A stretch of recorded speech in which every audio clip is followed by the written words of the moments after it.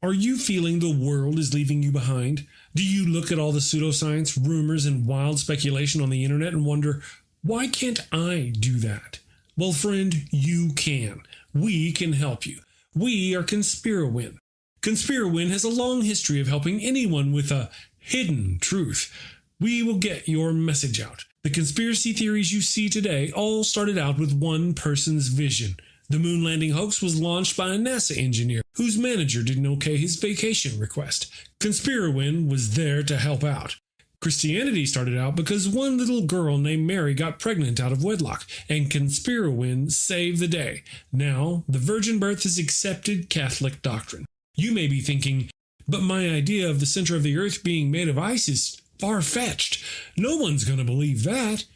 In a world where people believe windmills cause cancer, we say no dream is too big. ConspiraWin will take your fledgling idea and feed it to our YouTube, Twitter, and TikTok operatives. And these savvy social media professionals will raise doubts with the prevailing scientific consensus. They will say, no one has ever seen the planet's core except Jesus. And science is wrong all the time. That's why science has theories and not Jesus. Within 30 days, we guarantee you CNN will run a story on how your conspiracy theory isn't true. We will also give you 100% assurance Fox News will say your crazy idea about the Earth's core being an icy ball is true. Follow your heart. Listen to the voices no one else can hear. Team up with ConspiraWin.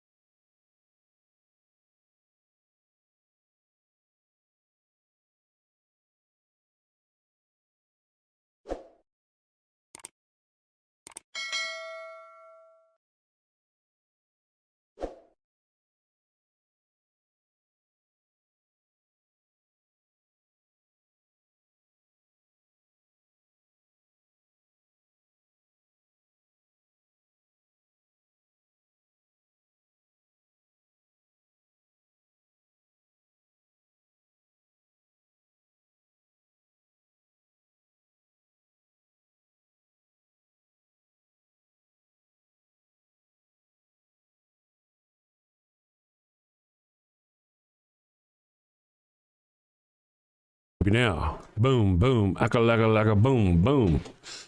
Sorry, guys. Can you hear me now? You can hear me now? I'm assuming you can hear me now. All right, so again, the bot is going again. I hope you can hear me now. The bot is going, and it's a good bot. It's hopefully a good bot. It will not call out everybody. You know, like the last time I tried this, every day is like, oh hi Bob, you're new here. We've never seen you before. Like, oh, and then the next day, oh hi Bob. He's got really old. I fixed that, so it should only address people once as they come in. Hello. That kind of lets me know that somebody new is here. This, you know, but otherwise it's, you know, to keep those people from using slurs and using all caps and from spamming the thing. It's sort of, it does a lot of the moderating that we used to have people doing.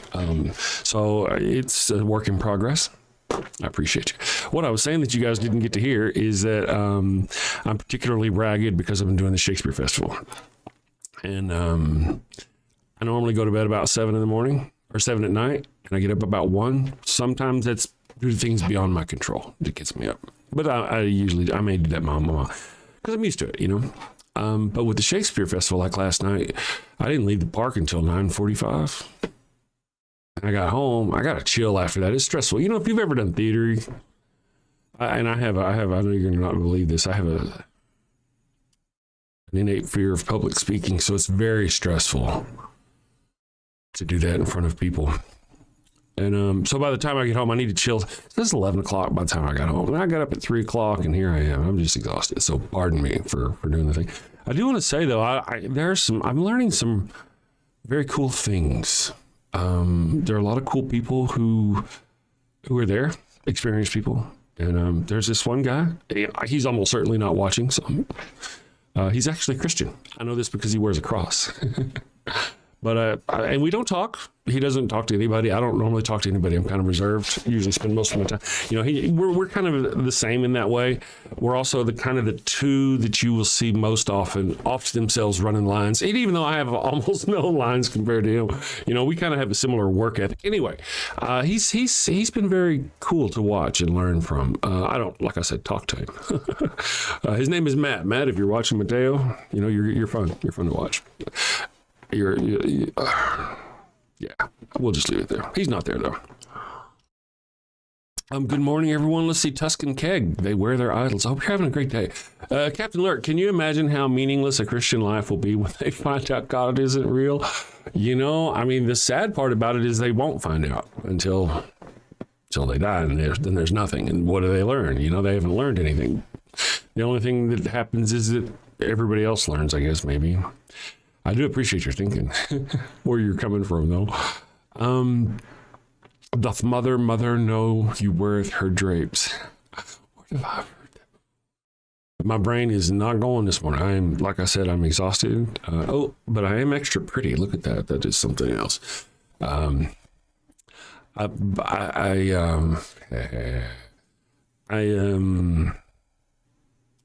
can now show you Lear. So maybe in the next day or two, I'll get some clips of Lear, my performance in Lear a few years ago, and show it to you. And we'll see how that goes. Let's see if I can catch up. Good morning, everyone. Thank you all for being here. Godless Scummer is here to be or not to be. That is the question. I've had people, and that is a good question. Really, this is my interpretation of that. For those of you who don't know, that to be or not to be can be, depending on the persons involved, controversial, because some people see it as a suicide related thing, self-elimination sort of, do I kill myself or do I not kill myself? I don't think that's what it's about. I think what it's about is, sorry if I go on about myself, but here's what the deal is. He knows that his uncle has killed his father, and there's a part of him that's trying to force him to do something about it.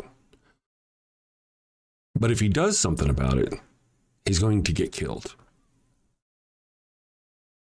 If he doesn't do anything about it, then what happens? And that's kind of what it's really about, to be or not to be. Do I continue living as a coward, or do I stand up as a man and go, listen, man, this ain't right, whatever. That's kind of how I feel. It's not about someone being, oh, woe is me, I don't like my life. No, it's none of that. It's about, does he nut up and go take out his uncle, the king? You guys probably weren't expecting this kind of conversation this morning. I'm just not really here. Let's see if we got any interesting chats, any interesting people in the chat this morning. Well, they're all interesting. Zorcross, lies, personal attacks, threats, such are the arguments of Christianity put forward for our edification. That's kind of the thing. Oh yeah, get thee to a nunnery. That's one of my faves. Give me a Bob. So, for those of you who don't know, a nunnery is a place where people who are pious and want to commune with the Lord tended to go. It's also a place where they send whores, where they'd lock up whorish women in a nunnery. So whenever he's telling her to get thee to a nunnery, he's actually insulting her. I've taken your vestments, your cherry, however you want to put it. I've taken it. You're a whore. Get thee to a nunnery. Go away. And he's trying to actually push her away from him because of the problem, like we just discussed. There's shit that's going on that I believe he really just doesn't want her wrapped up in. He wants to get her away from it because of what's fixing to go on. But she doesn't handle it well. She doesn't handle it well, if you know the story. That's my thinking. If I were thinking, man, I've never been accused of that openly, I don't think. Interesting. Let's see. Captain Lurker. Oh, yeah. Good morning, Captain Lurker. Godless Scummer, thank you for that this morning. To be or not to be, Shakespeare. To do is to be, Socrates. To be is to do, Descartes. Dooby dooby doo. Scooby doo. This is good. This is good. Good morning, everyone. Wodenson is here. Well, you should be here, in fact. Yeah, you should be here. I wrote a sci-fi story a long time ago, 2015. And in that sci-fi story, we actually meet X, Y, and Z people, complicated. And one of the main characters is actually named Thorson because he is literally the son of Thor. So, good morning, Woodinson. What do you call a flying nun? A bird, a plane, or none of the above? You guys are just picking on me this morning. Did all the mods lose their wrenches? AI took their jobs. Yes, and not all. There's a couple, very few. But yeah. I needed some uniformity across my modding, and I appreciate and love my mods at the time that they do. I just needed some. It was getting out of hand in various ways. So now, I mean, the bot will do a lot of it. If they come in and they spam, if they, if they post links over and over again, if they use all caps or some of that business. But if I'm sitting here going, man, your Jesus did not die for you, and they come up and go, liar, you're a liar, they're not going to get moderated out for that. And that happened a lot, man. And I can't have a channel like this where I talk shit like I talk, and they can't respond back to me. That's unfucking cool. I mean, not that they were doing that on purpose. They were trying to follow the rules of other channels that do other things. I get it totally. That's their bag. But I don't do that. I do different things. And for me to do what I do and then them to not be able to respond, that's just shitty. Not, again, that's shitty on my part, not my moderator's part. They do what moderators do. But now at least with this here, I can set it. And I can go, okay. And if actually I have a really good interface, I could show you too. But I have a really good interface. So if somebody gets out of line, I can control it now that I couldn't control it before. You'd see me go, oh man, wait, dude, you said something. Let me roll up and see what you said. I got to find it again. Over here, I can just click your name and it shows me everything you've said. And I can just, all I have to do is be able to find your name. And if it, as long as I can do that in this, so it's better. And hopefully it will be better. But we can be honest, can't we? I mean, just mods or not mods, no mods, bad mods, good mods, it just kind of doesn't matter. I am probably, I could be wrong, not the most entertaining person to sit and watch. I can't really blame everybody for that. I just sit up here and I bitch about Christians and I point out their idiot beliefs and all that stuff, and I'm just some ranting guy on the internet. I gotta be honest, I love you guys. I think you're fantastic. I have no idea why most of you show up every day. In fact, sometimes it's just like I'm like, fuck this. I ain't doing this. Is just useless. I'm not doing it. This is wasting my time. Wasting everybody's time. Who gives a shit? And then I see people showing up an hour before the show. Used to, I remember I was like, man, I had a good show. That was a great show. That was lots of people watching in. That was a long time ago. I mean, my numbers have changed differently. Now I have as many people before the show starts watching as what I used to think was a good show. I don't know why you do it, guys, but I appreciate it. You're wonderful. You are. Knights who say me. Chris Mallard. Oh no, not that quack. Yeah. That's me. Good morning, Knights. I don't know which side you're on, but I hope you have a good sense of humor. I'm guessing by your name. You probably do. Rhonda. Let's see what Rhonda's doing. Good morning, Rhonda. I don't know why it's doing you that way. I'm watching. I got a new mod, so bear with us this morning. Good morning, Rhonda. I don't know why it's threatening you already. My bot's kind of, we'll see what happens. Good morning, Rhonda. Thank you for joining us. Good morning, everyone. I hope you guys have had a great week. We've been talking quite a while now about, maybe I got to watch out this other chat, guys. I still got to keep that shit going. We've been talking quite a while now about Christianity and Christians and the things they got going on, the harms that they do. Now, of course, we know that not all Christians, right? That applies in a lot of different ways. We see Christians come in here and they'll say, not all Christians, right? That's true. That's true. Not all Christians are going to heaven, just the ones that, right? I mean, that's true. We also, by that same token, often lay out the term Christians. You know, these bastards over here, Christians. It's a, how do I say it? What's my asshole way of saying stuff? Oh yeah. It's a Christian signature move for them to lie, you know? But they don't all do that.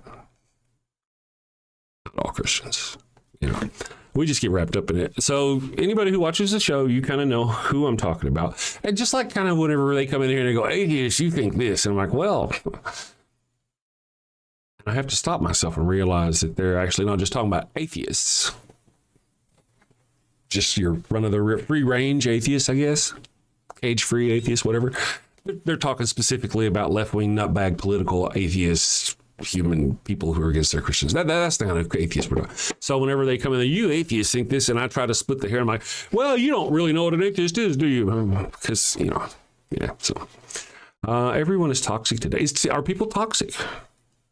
It must be. Oh, hardcore atheist. Good morning. Good morning. I appreciate you. Thank you for being here. I do sound rather sluggish and drowsy this morning because I'm sluggish and drowsy this morning. It's been a long week with the Shakespeare. You know, here's the deal. We're talking Shakespeare. If anything comes up religious-wise, we'll talk about it. But with the Shakespeare, I don't really know how it happened. Yeah, I can't really explain it. I just can say that if you've ever had one of those times where you're like, oh, yeah, we're going to go on that cruise. It's like 3 weeks from now or some business. And they're like, no, it's Friday. It's this Friday that you're going to go on that cruise. That kind of happened with us. I really don't know how it happened. It's like one day I woke up, I think it was Saturday, thinking we had like, not this week, but till next weekend. And I got an email going, we open this Friday. I know somebody said that they know they had told us incorrectly. And that's where I feel I don't just came up with that on my own. But then it suddenly became real that we opened Julius Caesar in now 2 days. It is now 2 days. I play 4 different characters in Julius Caesar. And it's, I think, one of the most envious situations I've ever had in a play. We start in 2 days. Dominus possum possum permissus sos portamed tupu tepu elic carborundum. Anyway, good morning, everyone. Yeah. Master of Disguise. Yeah, let's see. I will be playing a Roman senator, one of the ones who kill Caesar. I will be playing a plebeian, one of the ones that kills Cinna. I will be playing Ligarius, a very fun, sick old man, and just a one scene kind of thing, but it's really fun. I really enjoy it. And then finally, I don't actually get to kill anybody as Ligarius. I'll explain. I might though, because I got a big sickness and I go around touching people, so maybe they die later. But the last character I play is Pindrus, and Pindrus, I get to kill Cassius, one of the bigger. So I get to kill a lot of people in the play. It's really good. I really have a good time. It's fantastic. My senator character is devious and sneaky and condescending and all this stuff. My plebeian is more like a plebeian. You know, come on, man, get us. What do you want, man? Give us some more, you know, that kind of thing, because that's what a plebeian does. And then Ligarius, if you know, you know. If you don't know, Ligarius is really kind of the sick old guy. That's kind of my impersonation of Patrick Stewart, really, with a cold, you know. So it kind of sounds like more English. I am not sick if Brutus have in hand. So it's kind of a whole different character thing. That's my first time to ever do a fully real different character in a play. Normally, if you go watch a play, they're just playing that's Bob as Caesar, right? It's not Bob actually changing into another person. Bob's just playing it as Bob would if he were Caesar. But, you know, to actually have a different character. So Ligarius is stressful because it is a different character than I've ever been. But it's fun, you know, because I get to come out, I'm a comic relief, you know. I get to have some fun. And then Pindrus, at the end, he's a very serious character. So, I mean, he's a serious character. He gets there whenever I say I kill Cassius. I kill Cassius if you know anything about the play. Not a spoiler. It's because he asks me to. I'm his servant, slave, and he's asking me. I've been his loyal servant for a long time, and he's asking me to kill him. So I mean, I get to kill Cassius, I get to kill Caesar, I get to kill Cinna. It's a fun play for me. But then, so Decius Brutus is, like I say, sinister and sneaky and condescending. Ligarius is funny. The plebeian is just a plebeian, outlandish, loud. And then Pendrus is that character where it's serious. And then it's the end where I get to stab my friend, lower him to the ground, and then look up at the crowd and have that Shakespeare moment. I got it all in this play. I got it all. I mean, if you were cast as Cassius, you're Cassius. People will be like, Cassius. If you were cast as Brutus, you know what? That is a pretty good Brutus right here. But I really do feel like people are going to walk away going, did you see that one guy who was that guy and that guy and that guy? And he did a really good job because I want to do a really good job. Thanks, guys. I appreciate like I said, my brain is mushy this morning from no sleep and lots of hours. So, thank you for letting me ramble. Biggest she/her. Can you? Let me see what biggest she/her has to say. Oh, wrong one. I got it. Don't give me no grief. There we go. Oh, it's over there. I see. Bum bum bum bum bum bum bum bum bum. Biggest she/her. Can you please tell me? Please tell me about your journey. Please, can you tell me about your journey? If you're talking about me and my journey, specifically, or are you talking about somebody else? If you're talking about me and my journey, well, normally I'd kind of be a jerk and I'd say something, blah, blah, blah, blah. I got time or the brain cells this morning for it. My journey, I was an atheist. I was a Christian. I had a friend a long time ago who went atheist. Actually, he's just mad at God because God wasn't helping him. So he's like, I'm not going to be a Christian anymore. And then me and another friend went over and hit him up with the Pascal's wager, and we turned on his electricity and gave him food. He's like, oh, Jesus, you love me again. And then I went away back to Texas. And I became a full atheist and all that business. And I came back a couple of years later. And that friend that I had convinced and helped, he had become a full-blown street preacher. Crazy, if you're watching sorry, but full-blown, dragging his wife, his little kids, holding signs about, talk to me about Jesus, down on Central in Albuquerque, New Mexico at 10 o'clock at night when all the drunks were out doing the thing. And I came back and I saw him and I was like, oh man, what have I done? And I went down there and I hung out with him. And while I was there, him and his other Christian buddies were all asking me these, things about, I didn't know nothing. I was just an atheist. I didn't, what do you think about, in God we trust in our money, on the money? I was like, well, do we need it there? What about people who aren't Christians? What about me, an atheist, other people, why would you, I even hit him up with it. Would you like it if it was under Allah we trust? How would you feel about that? And then I found myself right there defending atheism against all these people. I found it quite easy, to be fair. And that kind of started me on a journey. A year later, I wrote a book called Atheist, and you should be too. You can find it on Amazon for, I don't know how much. It's been there for a long time. And, I started a YouTube channel in 2019.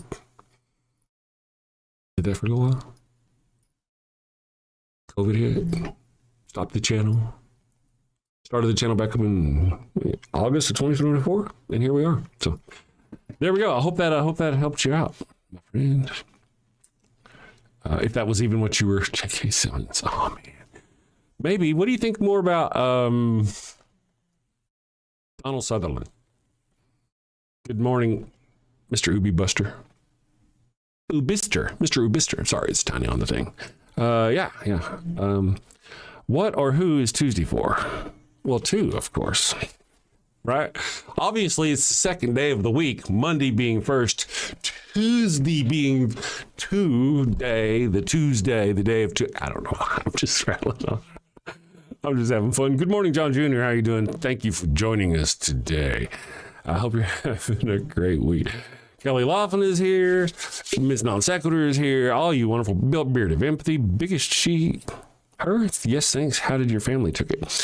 Some of them took it well. Some of them didn't. I'll tell you a quick story because you guys are all a captive audience. I have a sister. And this was about the time I was between when I first had the thing with my buddy Mike and between when I wrote my book. So it's kind of a little time span there. And my sister had something. She was up in the hospital off in Florida for, I don't know, a week or so. She was unconscious in a coma or some business. And there was this family group chat. Facebook, I think we were talking about, oh yeah, this is what's going on. This is what's going on. We get these news reports. Oh yeah, they're doing this. And it's not working. It's not working. And then one day they come into the chat and someone says, this nurse came up with this idea and they tried it. And within like an hour, Nora was awake. And now they were like, whoa, praise Jesus, praise God, praise Jesus. I'm like, wait. Ain't none of you said nothing about thanking that fucking nurse. And Jesus and God didn't do nothing. And that didn't sit well. And I've had a couple of family members who haven't really spoken to me. I mean, we will, but it's just not, it's just not. It's never recovered.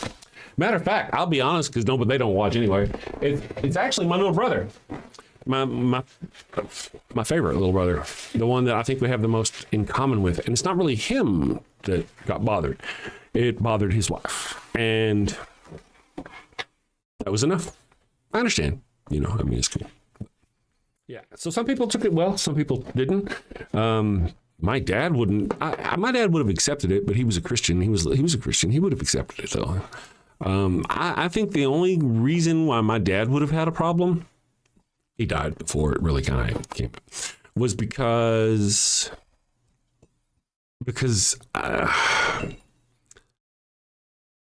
not that I'm an atheist, but that I would start saying things to him that would.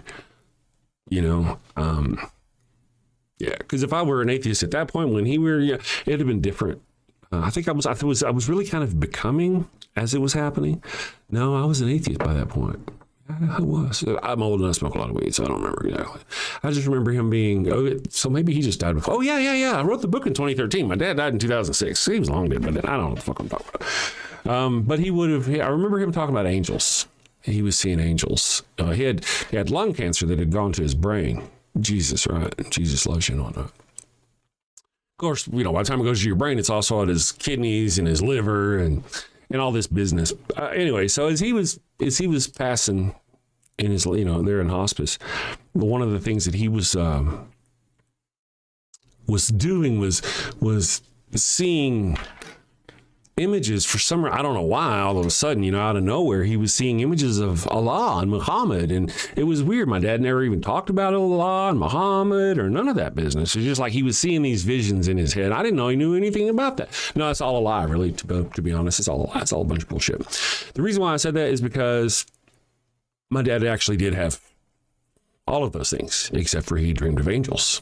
In his last moments, he was seeing angels who were talking to him. He couldn't see me anymore, but he could see the angels.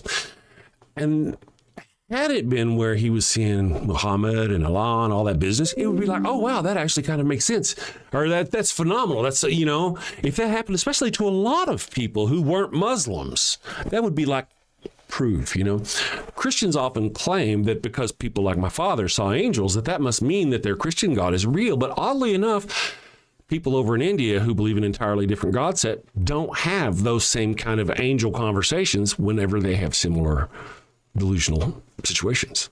They're talking to Brahma or to whomever, their own, you know what I mean? If it were Jesus up there, then those would be universal, would they not? These what do you call them? Near-death experiences, post-death comeback shit, whatever they are, those would be universal, wouldn't they? Oddly, they're not. They're actually quite culturally specific. Funny. Anyway, so my dad was seeing the angels and stuff like that. So, Mimetic Hyperstation. Good morning, Sirius C8208. That's an interesting name. Good morning. As part of the deal is YouTube changed up their deal where we see the whole name. It's kind of weird now. Good morning. Chris, mental projection. Yeah. Good morning, Chris. How you doing? That's an interesting way to kick in the door. Which part of projection are you talking about? What about your mom? Oh, that's a good one. I'll tell you what, my mom, since you're asking, was a Christian when I was young. My dad was always a Christian. My mom, the one who read the Bible to us when we were kids, that was my dad. That was like, anyway, my mom was a light Christian. I remember being about between like 5 and 7 when she got single and we moved to a different part of Texas and she was going to church and all that. Try to find a husband, because that's where you did it back in the late 70s, right? In early 80s, it was the bars or the churches, especially out in the far rural areas. So that's what she did. How religious she really was, I don't know. We went to church occasionally, but then she lost her way from the church completely. By the time she actually passed, we had a barbecue for her. We didn't have a memorial ceremony. We had a barbecue for her. She was beyond it. My mom's the one who got me into Star Trek. Now, I want to say my mom and I didn't get along. I didn't like my mom. We didn't get along very well. It just wasn't one of those things. And maybe it was because of the similarities. Who knows? But my mom's the one who turned me on to Star Trek. When I was a little kid, you may not know this, I've been stupid poor all my life. When we were little kids, my mom was into Star Trek. She made us a gold shirt. I have a twin brother. She made us a gold James Kirk shirt. She made us one that we could both use because we were poor. So Star Trek goes way back, and then whenever the Next Generation came out, that was for me. I mean, I was like in 15 to somewhere like that. That was all I was like, man, this is for me. And then the Enterprise D looks like a Ferrari, or kind of like a badass, sports car, where the old Enterprise kind of reminds you, the original series kind of reminds you of like a 50s Thunderbird or, some kind of old car, which fit her era. I got my era, so she taught me that. And that was kind of, that was my mom's deal. Dotonology says, you're an extremely religious person. You are evangelizing and preaching your religion. So what's the difference between you and Christians besides who your God is? Oh, that's a fascinating question, Dotonology. Well, there's a couple of things. One is, I'm going to pin that so I can remember. What's the difference between you and a Christian? Well, first of all, a Christian is out there telling you things that are not true. I'm not. Matter of fact, most of what I do here, if you come back and watch the show later, you'll see what I do here is I use your own Bible to tell you and show you how disgusting your religion is and the people in it. That's what I tend to do. Now, why do I do that? Do I do it because I want to save people's souls? No, I don't. I do it because Christians go around and they oppress other people. They do. They hurt other people for their religion. They do it all the time. And it's my job, or I feel it's my job, just like other people feel it's their responsibility in one fashion or another, to help stop this, to stop Christians from oppressing people. How are you oppressing people? Well, all right, we do this every fucking day. Book bans, the abortion issue, blue laws. I mean, it just goes, 10 commandments in schools, God on our money, God attacking, Jesus freaks and our government attacking other nations in the name of Jesus. I mean, it just goes on, right? So there's a big difference, actually, between me and a priest, although it kind of seems similar because I do use your book a lot. It seems like I'm preaching. And I guess you could say I am preaching, but the message is different, completely different. They're selling you a lie. They are. And I'm just trying to expose that, really. And the reason why I'm trying to expose that is because I hope that if I show you how ridiculous and harmful your religion is, you'll stop being a part of it. Either you'll stop being a part of it, or you'll start working to make it what it's supposed to be. You claim your religion is this, and then you go out and start hurting people. Well, instead of being in atheist chats going, why are you an atheist and how can you have more? Why aren't you in the Christian chats going, guys, why aren't you being more Christian? Turn the other cheek. Why aren't you out there doing that? Why aren't a lot of you out there doing that? There is a difference. And it is significant, despite the fact that they do sound the same. Now, I'm a little off my game today because I'm exhausted. I was up all night long. Well, not all night. For me, it was all night. I was up until like 10:30, 11 o'clock, and I get up at 3. I normally get up at 1. I get up at 3. I'm just tired. So, but yeah, that's kind of the deal. There's a big difference. There are women who die in hospital parking lots because of your religion. Yeah. They're not even your faith. They're not. They have nothing to do with you. But because your people got into the Supreme Court, did you know? I don't know if you know this, but Amy Coney Barrett is a handmaid. She's part of a religion that actually has handmaids. She's a fucking handmaid. So your religion gets into the Supreme Court. Thank you, Donald Trump. trying to buy the Christian vote later, by the way. And so they get into the Supreme Court and they go immediately after other people. They really did. They went after women, and they went after trans people, and they're going to go after gay people. Now, the Supreme Court's kind of got a whoop thing about it, but they absolutely did, didn't they? In the name of Jesus Christ, how many babies do they protect? Well, it's not their babies to protect, are they? So yeah, that's kind of what I do when I do. Now, if you're asking how I do it, if you're curious, if you give a shit, things I do are like this. I talk about how, pardon me, Jesus Christ was not a sacrifice. And then I explain to you how. By no means was it a sacrifice. No measure. No, by no measure was it a sacrifice. Then I will actually give you the benefit of the doubt. And I'll say, okay, here's how it's, you want to say it's a sacrifice? Okay, it's a sacrifice. Fine. Here's how that sacrifice is worthless. It was useless. It didn't actually do anything. Then I got another one where I'm like, okay, here's how that sacrifice, not only did it not do anything, it's also disgusting. It's just horrific and disgusting. These are the kind of things I point out. And I use your Bible to do it. How was Jesus not sacrificed? Well, Jesus, first of all, a sacrifice is done at a temple. A priest performs a sacrifice. There's rites and rituals done. The sacrificial animal is supposed to be unblemished, not beat the fuck out of. It's usually a Jew. Romans don't sacrifice things to Abrahamic gods. Nope.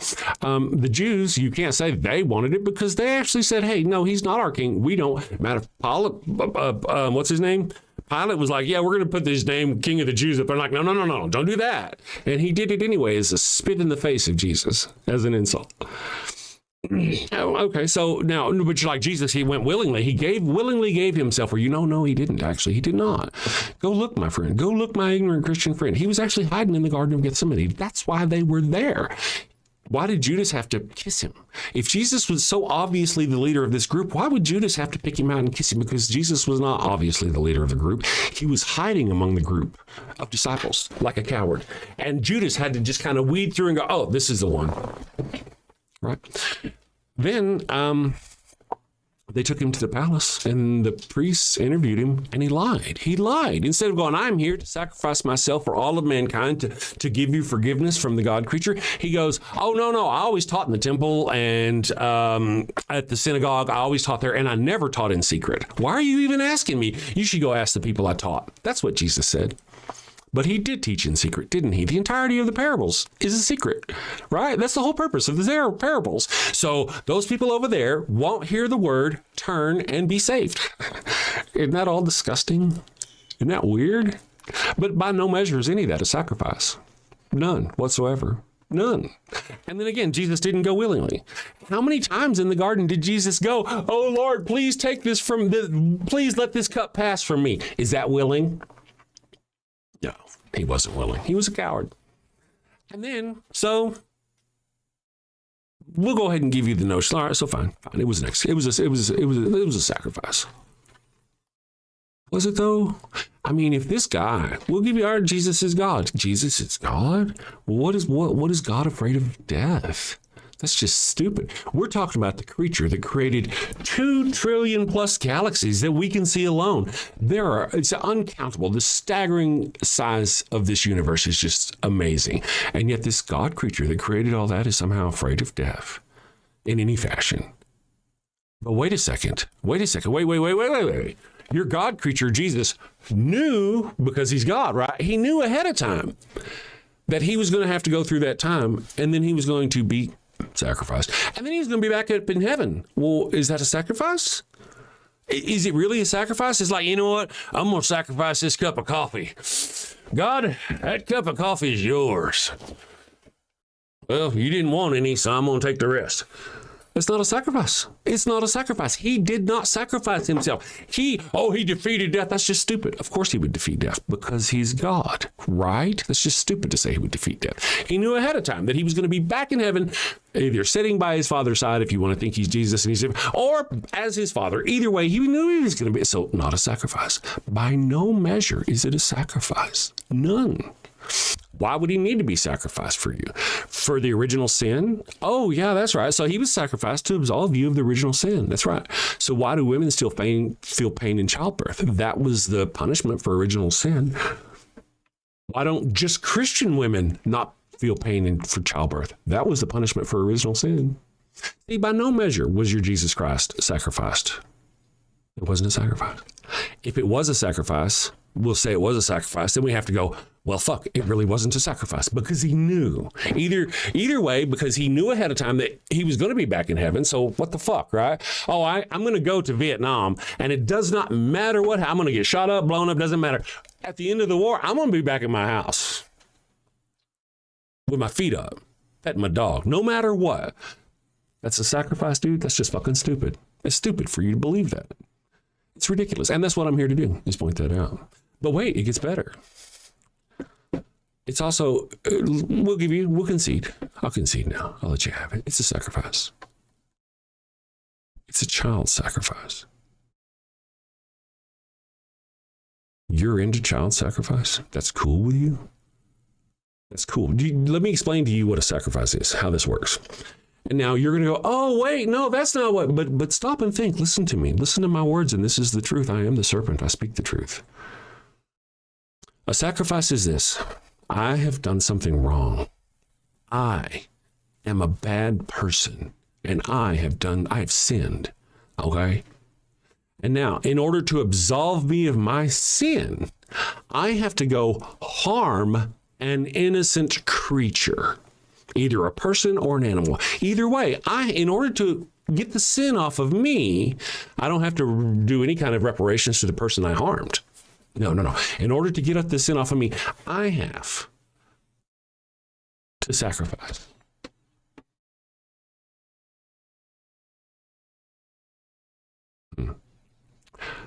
That's kind of disgusting. And the worse it is, I have to sacrifice something. I'm sorry.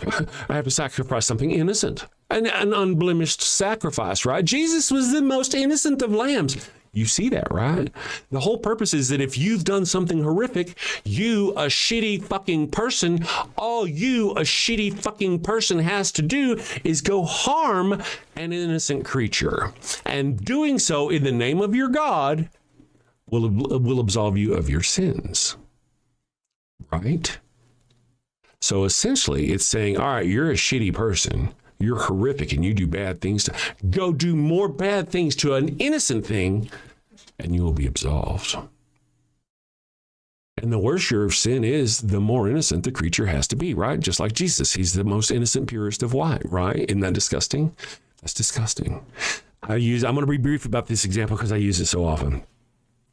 I go to the grocery store, I rob the grocery store, I come home, I feel like I've committed a sin, I've done bad. So in order to absolve myself of my sin, I go in the other room, I get my 10-year-old son and I kill him. Sin's resolved. I don't apologize to anybody at the grocery store, none of that business. There's two ways this story goes on, right? So 10-year-old boy. So while I was there, though, in fact, what I did was I actually shot a security guard and I killed a security guard. So now my 10-year-old son won't do. I am an even more bad, disgusting person than I was, right? So I need an even more pure sacrifice, more innocent. So I have to go get my 3-year-old son and sacrifice my 3-year-old son to absolve that sacrifice. That's what it is. You know that's what it is, right? Even when they were doing animals, the bigger the sin, the bigger the animal. The more innocent the animal, the more unblemished.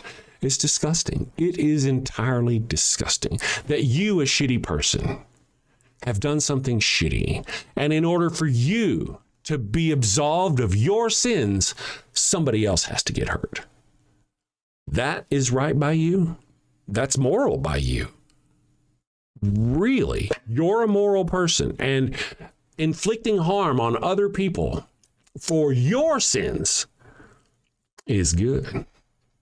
Okay, so now we've made this whole full circle about how it's disgusting. But wait, again, it is a child sacrifice. Jesus Christ is a child sacrifice. The definition of the sacrifice of the firstborn doesn't mean firstborn for your little kid. No, it's the first to breach the womb. Jesus Christ was the first to breach the womb. He is a child sacrifice. The firstborn son.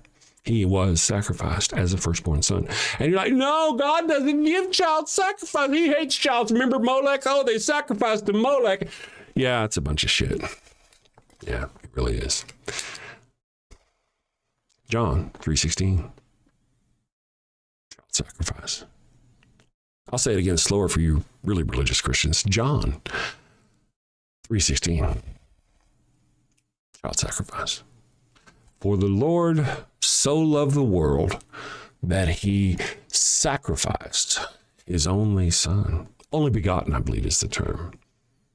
It's a child sacrifice. Your prophet or whoever wrote that particular scripture was literally saying that your God creature sacrificed his own son for your sins. Now, at first, you're so programmed to go, oh, that's beautiful. Isn't that beautiful? Oh, that's so beautiful. But if I were to tell you that your neighbor, Bob, he got in trouble. He done something bad. And he went in the other room and he got his little son and he killed his little son to absolve himself of his sins. Would you be sitting there going, oh, that's so beautiful. He loved it so much. He sacrificed his own son. Is that what you would do? No, it's not. Unless you're a disgusting, horrible fucking piece of shit of a human being. But that's what you do with Jesus Christ, isn't it? Isn't it? Because you've been programmed to think it's good, but it's not good. It's disgusting. So it wasn't a sacrifice. By no measure. But even if it was a sacrifice, it's a disgusting, disgusting act. Which led us to what we have now, which is a blood cult. Christianity is a blood cult. Isn't it? Isn't it? You're purified by the what of Jesus? Jesus shed his what for you? You're going to eat of his flesh and drink of his what? You want to sing along with me? Let's sing a song. Washed in the blood of...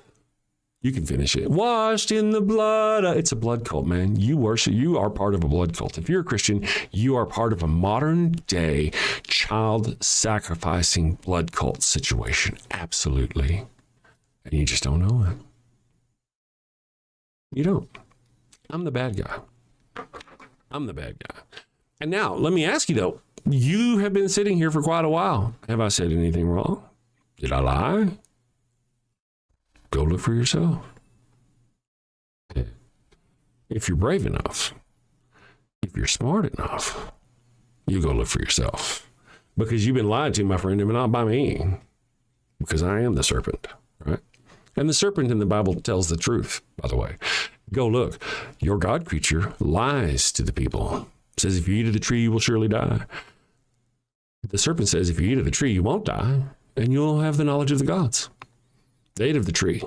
God then says, oh no, now they're going to have the knowledge. Now they have the knowledge of the gods, essentially, basically, right? I'm paraphrasing. And you're like, no, they never would have died. They would have lived forever had they not have eaten of the... No, they wouldn't have. Because they hadn't eaten of the tree of eternal life. And God creature kicked them out of the garden specifically to keep them from eating from that tree. So they wouldn't have lived forever. They would have died. So you're wrong. God lied to them. The only one that was truthful to them was the serpent, as I am being truthful to you. I heard something come through. I'll check out my super chats here. I hope you guys have a wonderful day. I'll be back in just a minute. Let's do this thing here. For you, oh, wait, which one was it? Oh, yeah. Boop. Good morning.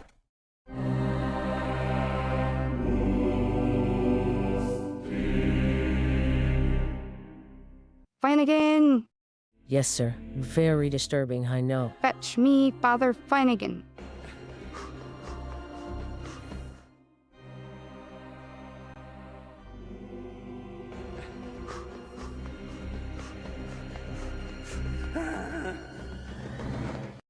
You're hiding.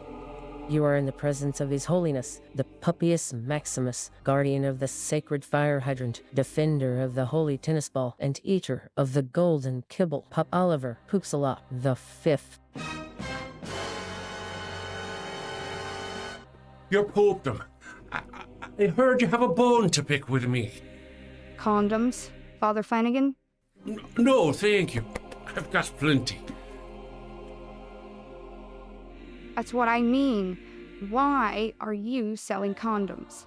Oh, you mean our Pharaoh Sombrero line of condoms? Understood. You know how we feel about those around here. Well, they're not to be used by the Catholics, of course. not for Catholics? No, they're part of our Sinner Gonna Sin lack of faith outreach program. A sinner gonna what? It's like getting the tithe, but from the heretics and the heathens and the atheists. Oh, well, when you put it like that, But, Your Highness, this will reflect very poorly on the church. true. You know what this means, Flanagan? Warning label, a warning label on the box, not for Catholics in big letters. Too subtle. Instant purgatory if used by Catholics. I like it. Divine branding. Excellent, your popedom. Would there be anything else? That will be all. You may leave.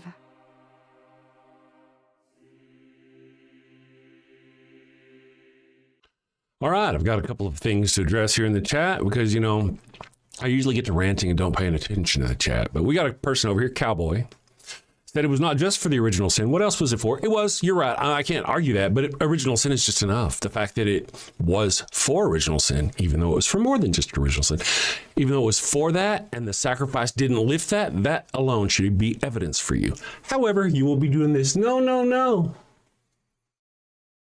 All right. Let me continue with your posts. What do you believe in? Joe Pesci. Have you actually read the whole Bible? Have you actually read the whole Bible? Have you actually read the whole Bible? Yes, I have actually read the whole Bible, he says. Are you actually going to answer my questions? He says. Because I was intentionally, I guess, ignoring him. But I wasn't, right? Because I wasn't even looking at the chat. I was ranting. Wasn't he watching? Well, no, I guess there's not. And then thank you for the response. Give me an atheist. Do you have a belief in anything? Yeah, well, yeah, there's a lot of things. Go ahead with that. I'll let you answer. And I believe in a lot of things, really, just not God creatures, just not invisible God creatures. Right? So here's the deal. There are a lot. I can't actually say I have read the whole Bible. I can't say that. Oh, my goodness, I have not read the whole Bible. Somehow those parts that I have not read will change my mind. And must obviously be somehow less horrific than the parts I have read. I mean, I can't say that I've read the whole Bible because I honestly, I can't remember ever doing so. But I've read a lot of it. You know what I mean? It's not like I'm ignorant of the Bible. I know a lot of the Bible. How much do you know about the Bible? What scripture, Cowboy, does Jesus Christ advocate for beating slaves or use the advocation of beating slaves to describe the relationship between God and his people? What scripture was it in which God creature told Moses to sacrifice children? You must have those right there on hand, don't you? What scripture was it whenever, I like these games, when Jesus Christ talked about how many billions of people he was going to murder in person and with his angels? Which part of the Bible is that? I mean, I'm not even talking about Revelation, because you got to know Revelation, right? That's when they literally talk about coming back and killing billions of people who don't believe. That's the whole part of Revelation. That right there, if you even know about the story of Revelation, that's your Jesus creature committing an atrocity against humankind. Isn't it? Isn't it? So thank you, Cowboy, for playing. Good morning. I hope you're having a wonderful day so far. Let me go over here. I have more. Ooh, there's more. Let me go here. I'm going to get this off of there. Thank you. Good morning. Cowboy, good morning. You may be... Anyway, carry on. We have a question here from Babylon 6847. Where's your energy for Muslims? Seriously, atheists are complete punks on the street. None of you will open your mouths and call out Darwinism, Tahira, Muhammad. Okay, well, there's a couple of things. Correct me if I'm wrong. Darwinism is whenever you live underneath Islam and you're not a Muslim, so they treat you as an inferior person. Tahira is essentially where it's okay. They tell you it's okay. Probably even they kind of want to imply good. It's good to lie if you're protecting Islam. for the purpose of Islam. That's takfir. And then, of course, there's Muhammad, the guy who married a 9-year-old, had sex with a 6-year-old, had sex with her when she was 9 years old, who murdered hundreds of people personally by beheading them one at a time. Let me ask you, Babylon, are any of those Muslims over there forcing their shit through the Supreme Court on American people right now? So I've given you essentially what I people have called me out on Islam. You're not calling out shit, you ignorant fuck. You're not calling out shit. I'm against Islam. Very against Islam. Islam is not up in my grill, though. You are. You're the one who's impressing your bullshit on our people here in the United States. If I lived over in like Saudi Arabia, or if I lived in Iran or somewhere like that, I'd have the Daily Atheist Anti-Muslim show. Do you have enough synapse in your fucking brain to figure that out? That's why us atheists that you often engage with are against Christians, is because it's us that you're fucking oppressing. It's not Muslims that are now over in the Middle East. You'll have those people over there. And there's whole groups of them, just like us, who over here, who argue against Christianity. Over there, they are more violent against them. That is true. Only now, though. It's only now. Because it's only for the past 200 years. Before 150, 200 years ago, being a non-Christian could be a death sentence. Couldn't it? So, yeah, I'm against Islam. I am. But Islam is not my problem right now. Christians are. Their ignorance, their willingness to believe bullshit hurts people here in the United States. Thank you for playing. And Geo,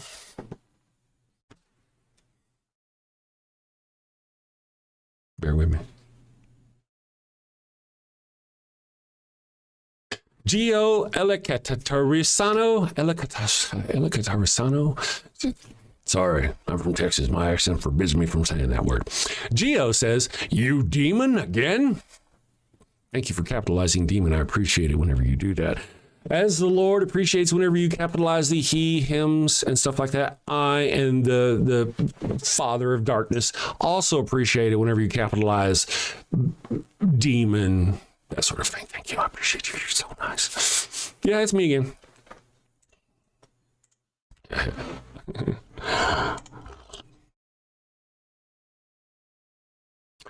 Babylon says, Kelly, I'm still figuring out whether you're a schizo or that you got ripped on the head as a baby. You really, again, now this is why Kelly, this is one of those Kelly areas that he was right in. You really shouldn't attack people like that. You shouldn't. But obviously Kelly is going to attack back. And Kelly's probably right. So anyway, you can argue with Kelly, but I don't think that's going to go where you want it to go. I'll let you do that. Like Daniel and the lion. Remember the 5th of November. Good morning, Ben Lutenberger. Thank you for joining us. What an interesting name. Oh, wow. That's your first time kicking in the door. Thank you for joining us today. I hope you're having a wonderful day so far.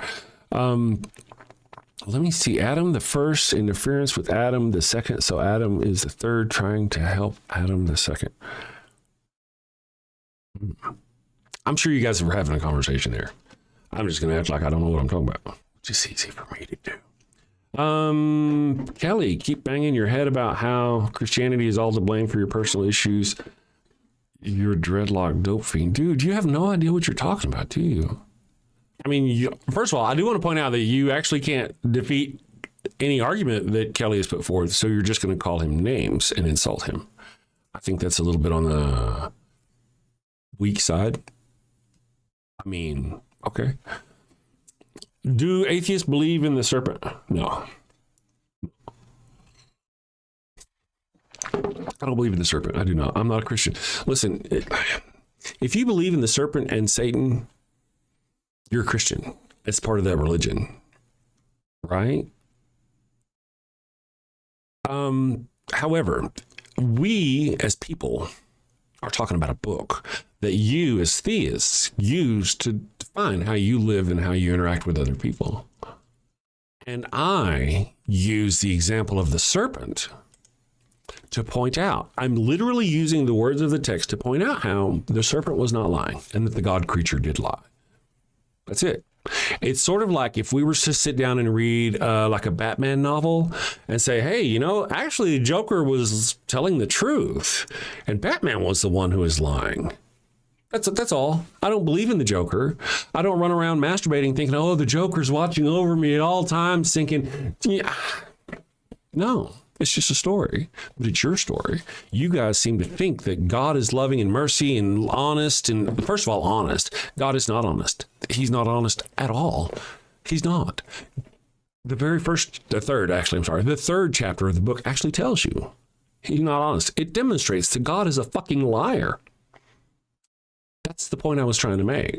Did you get it? Can you go read the book and see for yourself? Genesis chapter 3, I gave it to you. Go read the book and see for yourself. God says X. The X doesn't happen. In fact, several times that happens throughout the Testament. I actually looked it up once. It was quite a lot of times. But here's another example. Go look at Genesis chapter 15.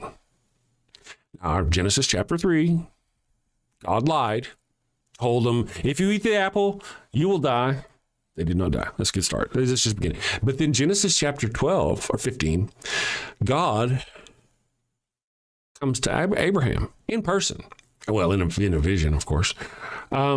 Then in person, and makes a promise. Says in 400 years, all of your descendants will have this land from here to here. It's huge amounts, like from Egypt all the way to some faraway place that they've never had that much land in there, let alone 400 years after the alleged time of Abraham. That was a lie, straight from God creature.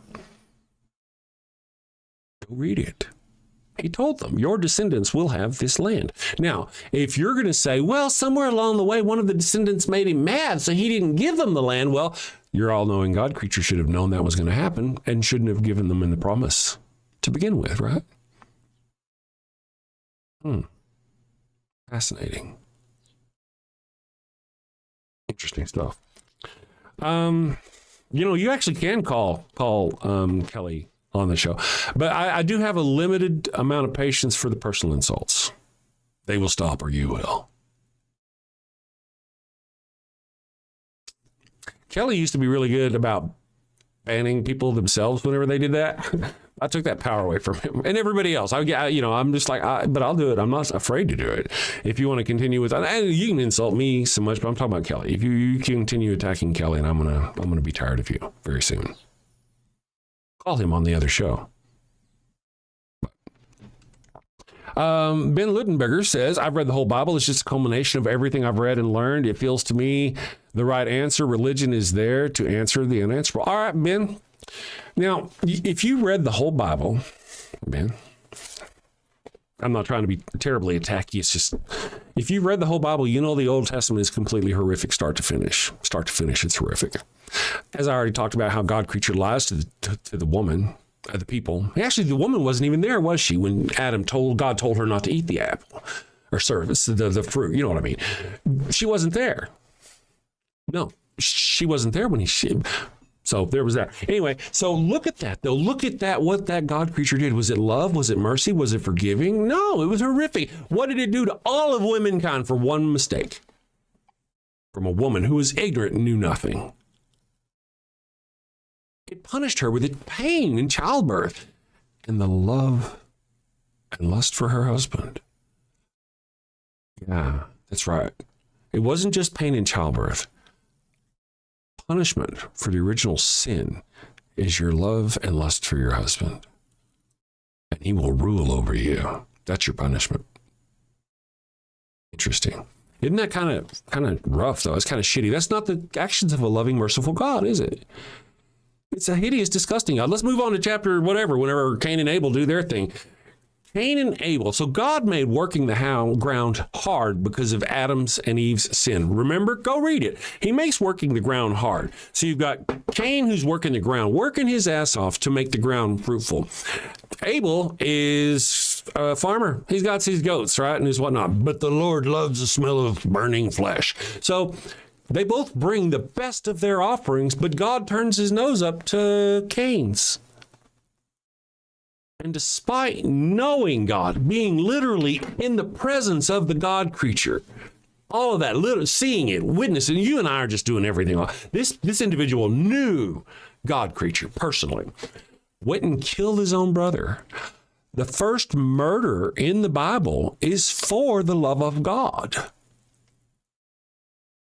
One brother murders another brother for the love of God. Could God have stopped Cain? Was God unable to stop Cain? Did he not know? God's like, what did you do to your brother? Did he not know Cain was going to do that? How impotent was your God? He could stop Abraham. But no, your God creature allowed the brother to murder the other brother. And then instead of punishing Cain, he rewards him. He gave him a long life. Put a mark on his head so no one will harm him. That's a reward in the Old Testament, a long life, is it not? He went on to live in a city, grow a city, had his sons, many sons who went on to found nations. These are all things that are blessings by God, visited on Cain for murdering his brother. Let's move on. Now let's talk about Noah's Ark. Oh, it's a wonderful story. 2 by 2, they went up the ramps. 2 by 2 with ends of blue.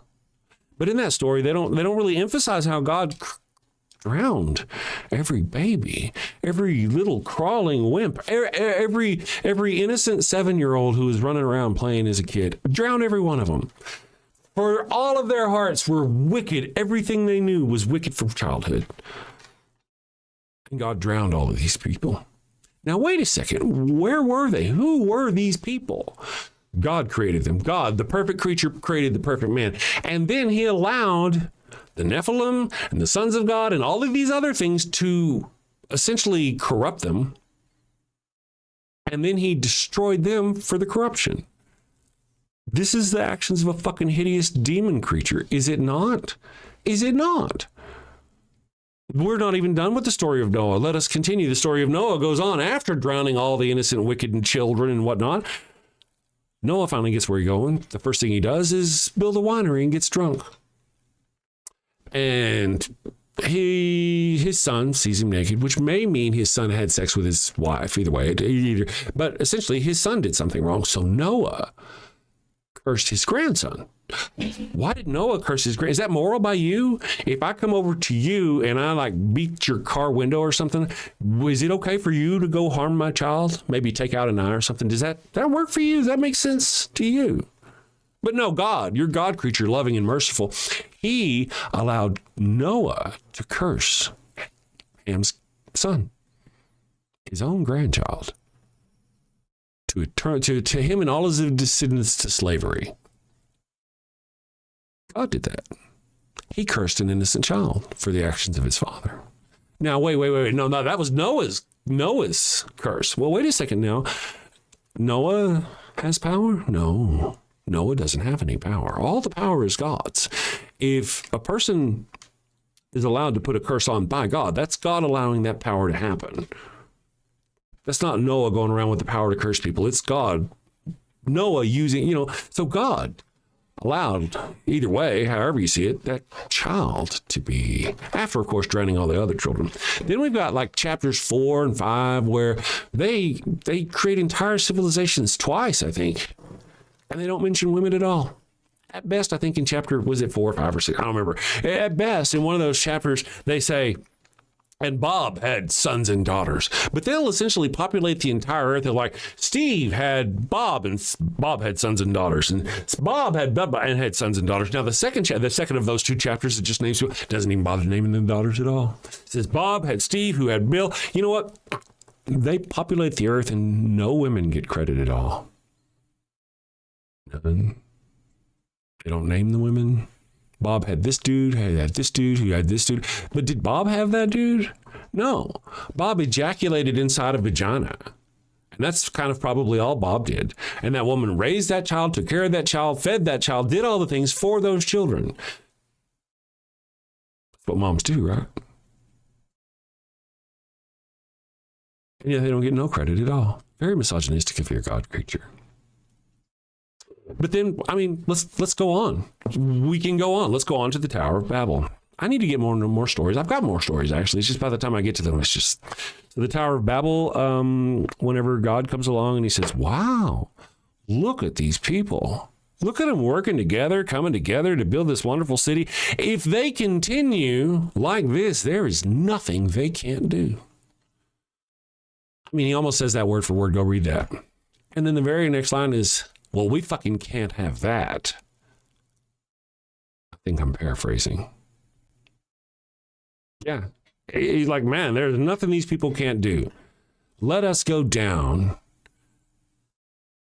and mix up their language and destroy their city or whatever. Yeah, we can't have that. They're doing great. And they're just going to be wonderful. Is that the actions of a creature that actually has our interest as a species at heart at all? At all? It doesn't give a shit about us at all, does it? There's one concern, and that's worship and praise for it, because it apparently has an extremely tiny penis, if it has one at all. It's extremely tiny, and it needs constant, oh, yeah, man. Oh, tell me I'm good. Oh, tell me I am the Holy One. That's it. Oh, do it some more. You know, you ever praise a child? You go along, man, you did really good. Why are you doing that to a child? Why are you, I don't want to say stroking the ego of the child. Essentially, you're building the confidence of the child and helping that child hopefully grow in a meaningful way. How does that work when you praise the Lord? Is it like a child? Is it so feeble and weak that it needs your praise? It needs you. Stick with me, my friends. It needs you to tell it that it is worthy and you are unworthy. It needs these things. Really. You have a very weak God, don't you? You're a very puny God. Let's see what's going on here in the chat. Let me pull up this. Good morning. Rahul Aurora. Is that James Gunn? You know, I've never been called James Gunn before. I could see maybe the resemblance. I usually get the Kiefer Sutherland, Donald Sutherland, you know, from the Hunger Games is usually who they go for. But thank you. Dogs are God's gift, attesting to the events of the Bible. Oh, let me see what else you had to say. That's cool. I get to see here all the stuff. The end is nigh, only Jesus saves. The world is passing away for eternity. See, that's interesting because had you posted that whenever I still had mods, they would have probably blocked that for preaching. Faith. John 3:18, he that believeth in him is not condemned, but he that believeth in him is condemned already because he hath not believed in him. Now, see, actually, I can see why. I think this is pretty good. I may have to make that. Yeah, see, at this point, you're just preaching. One of the things I was talking about whenever me and my mods, I was talking about the mods thing was that sometimes I will say something. God never once said, or Jesus never once said he was God. Okay. And then Christian will post in the chat, well, he did. This is the scripture. And they post the scripture. And then some of my mods would go, hey, no preaching. But they weren't preaching, were they? They were just responding to what I had said.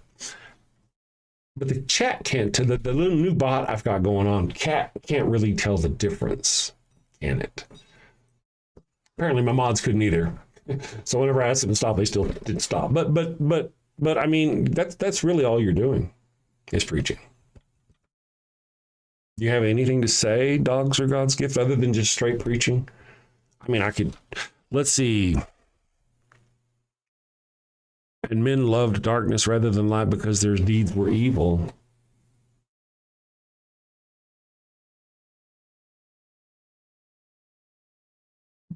Can you I think it's fascinating, interesting, really. I'm going to help you out with this, if you don't mind. Dogs are God's gift. Dogs, God's gift says, the end is nigh and only Jesus saves. The world is passing away for eternity. Second post was faith. Third post was John 3:18. He that believeth on him is not condemned, but he that believeth not is condemned already, because he hath not believed in the name of the only begotten Son. That's interesting. That is a straight preach. Just a preach. You're just posting. You're not responding to anything. You're just posting. John 3:19, and this is the condemnation that light comes into the world, and men love darkness rather than light. What? No. See, that's the deal, though. So this is the whole deal. What you and your God creature and your prophet here are describing now as light is anything that God says is good. And anything that God says is bad is darkness. That's what that says. Not worshiping or believing in God is darkness. That's all. That's all it takes to be condemned forever and fit into darkness, is to just not believe the ridiculous, idiotic, bullshit fucking stories that we've been told ever since we're children. That's all it takes, is to not believe the ridiculous stories that we were told. Noah, a Jonah, and a whale for how long? Run that by me again. Oh no, that was just a metaphor. But wait, it doesn't actually have an asterisk at the top that says metaphor, does it? Do they separate out, or is it just you who, with your objective singular morality, determine subjectively which way you want to read that? Which one is just a metaphor and which one of them's literal? That's right. That's right. Noah was literal. Noah was a literal story. But Jonah was not. Again, is there an asterisk in the Bible that somehow says that you're not supposed to take one of these literally? Somebody asked for the Pharaoh's Curse song. I will give you the Pharaoh's Curse. For those of you who don't know, one of the heroes of the Bible is Abraham. You know, the Abrahamic religion. That guy. He was a fucking horrific dude. I know, he's a prophet of the Lord, which kind of brings me back to the purpose that your fucking God was hideous, every aspect of it. Oh, that's what I was talking about. I'm sorry, I was talking about the Bible earlier. I got somebody in the chat was like, oh, I've read the whole Bible and it's wonderful. And I was just kind of going through chapter by chapter talking about how disgusting your God creature is. We can go to even through to where David, David, King David, the wonderful King David. Isn't King David the same guy who murdered another man and then had to have sex with his wife? And then God creature, listen, man, God creature. The punishment for David's sin was that his wives were publicly raped. What did they do? How did that affect him? Other than just get new wives. I mean, what did they do? Those women who were people, who were punished, publicly raped for David's sins. The baby that he came from the affair that he had with, that baby died, I guess, if I remember right. What happened to David? Nothing. David is King of Kings. He got the lineage of Jesus. The story of Lot, where Lot tries to throw out his 2 virgin daughters. Even though there's angels of heaven right there with all of their power, Lot still tries to throw out his virgin daughters. Then he takes them up into the mountains, rapes them, gets them pregnant, brings them back down. Of course, it was just him and them. So whose story got told? The man who, if anybody in the group could write, it would be him, or the girls who had no voice and were to be sold. Lot was the chosen by God. It even says so at the beginning of the story. He was so favored by God that they sent down the angels to go get him. That's a horrific. Who is the villain of the story? The wife, for looking back at what she had lost. Go read the story of Job, where God creature just absolutely torments Job like a fucking fly pulling off his little legs and his little wings. But he still loves me. No matter how horrific I am, no matter how disgusting I am to this person, he still loves me. That's your God creature throughout the entire Old Testament. We want to talk about Moses. Moses, whenever the people were going through the desert, they were going through the desert because they complained after they were freed from Egypt. So God was like, oh, fuck you. None of you are getting to the promised land. So he made them wander in the promised land for 40 years so they would all die before they got to the promised land. Remember that? Loving, merciful God. How much do you know your Bible, individual? I'm not even done with the Old Testament. 3/4 of the book is the Old Testament. And you're like, I've read the Bible and I can't see no other way to lead my life. Well, fuck, dude. 3/4 of the book is telling you that once you defeat your enemy, you're supposed to go kill all the men and women, even the pregnant women. Oh my goodness, what about the unborn babies? No, you're supposed to run a fucking sword through them. That's what Moses did. And then we get to Jesus. You know Jesus, the same guy who said, no, fuck your life. There is no life. Give away all your shit. It's coming today. The afterlife is now. The reward is now. Get rid of all your shit. Same guy who said, I'm not going to heal you. You're not a Jewish woman. It would be like throwing the food meant for the children down for the dogs. And he wouldn't actually agree until she said, yes, but don't the dogs even get the scraps from the food at the children's table? What a disgusting Jesus creature you have there. The same Jesus creature who made thought a crime. You, if you sin in your mind, will be eternally punished for sinning in your mind. This is the same guy, Jesus, this is the same guy who said, like the whole taking your own eye thing. If you, a person out there, you're a Christian, and you have sinned with your eye by looking at like a woman's ass, for example, oh, that's a sexy ass. Or if you've done that, did you pluck out your eye? Did you run down and get absolved for that sin? Or did you pluck out your eye? Because Jesus himself says, go read the words, my friend. You got fucking chat. Go do it yourself. He says himself, it's better for you to pluck out an eye and enter heaven with one eye than it is for you to go into hell with two. So what kind of Christian are you? You got two eyes? You mean your eyes never offended you? Really? Now, wait a second. I got to ask you, though, really, if you want to stop and ponder about this. If Jesus paid for your sins and all you had to do was believe in Jesus, why would you have to sacrifice an eye if it made you sin?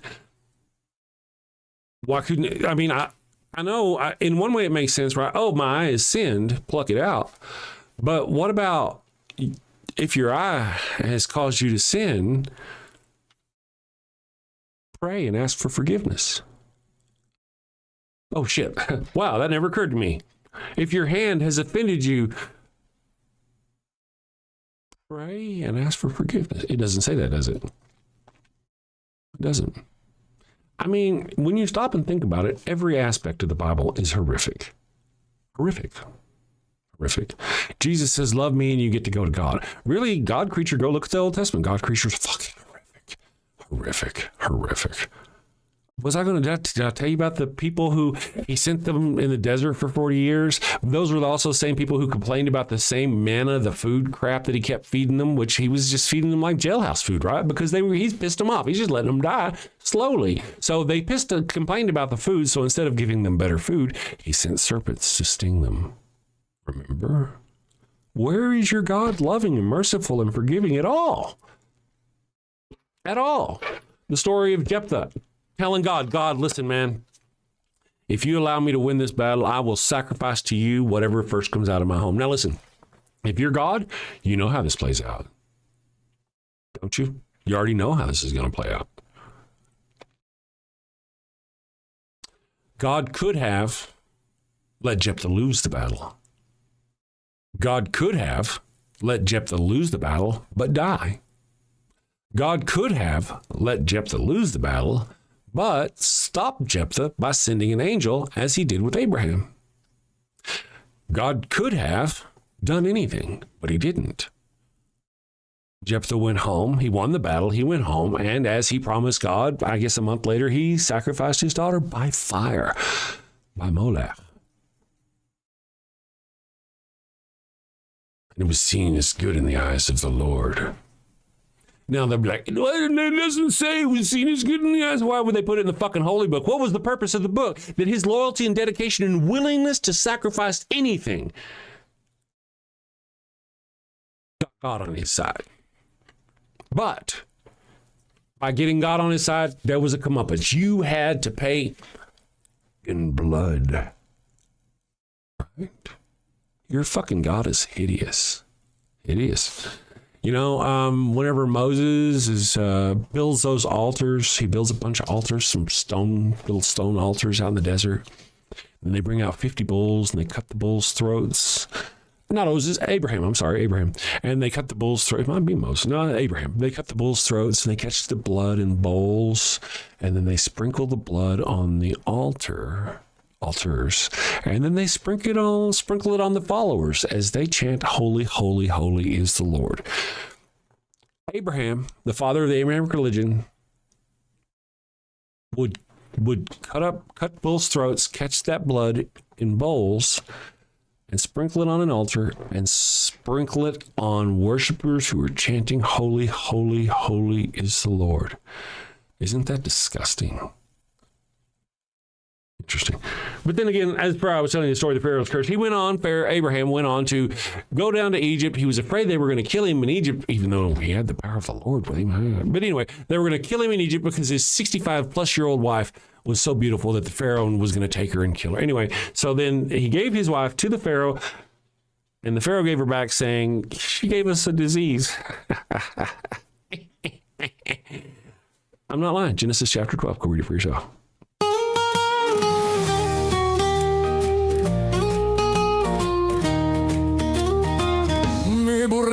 burrito está no bueno.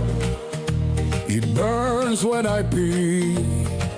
Abraham had the crotch cooties and gave his sister wife to me.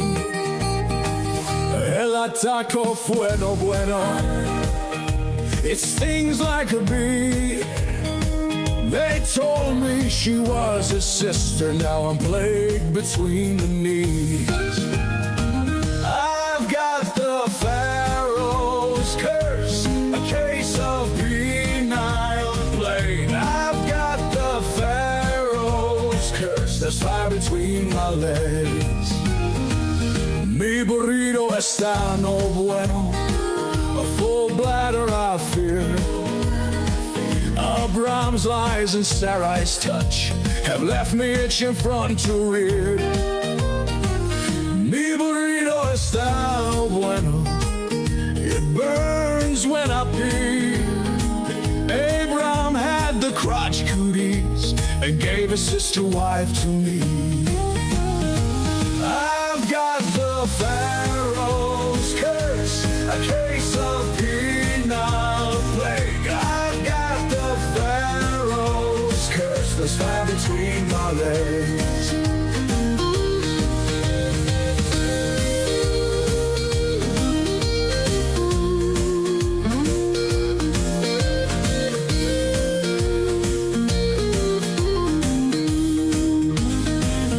Mi burrito está no bueno. A full bladder I fear. Abraham's lies and Sarai's touch have left me itching front to rear. Mi burrito está no bueno. It burns when I pee. Abraham had the crotch cooties and gave his sister wife to me. I've got the Pharaoh's curse, a case of penile plague. I've got the Pharaoh's curse, there's fire between my legs. I've got the Pharaoh's curse, a case of penile plague. I've got the Pharaoh's curse, there's fire between my legs.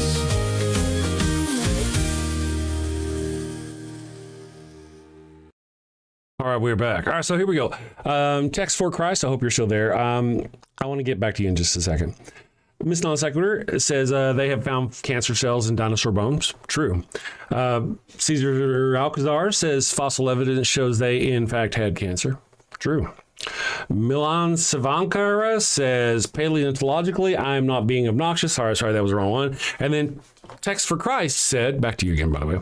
And yes, archaeologists did find bone enzymes that are still living. So y'all, 1 million year Earth evolution has been debunked from that too. Actually, I have some unfortunate news for you, my friend. You should go watch Forrest Falcon. He's a scientist. No, you probably don't like the S word. He's a scientist, and they actually got people. They are right. They have found enzymes that shouldn't be that old. But part of the reason why is because of the the iron in the red blood cells. There's the go watch. There's a legitimate scientific reason as to why they still find that. You have been debunked. Your gotcha was not a gotcha at all. Go look. Go if you want to know. Go look. Forrest Valkai. I can't remember what it was called. There's a word for it, but you'll find it. Go look.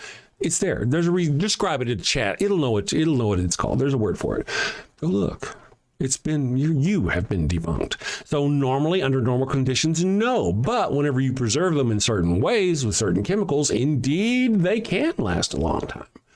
Do you want to know the truth, or do you not want to know the truth? I'm going to say no, probably. Let me carry on.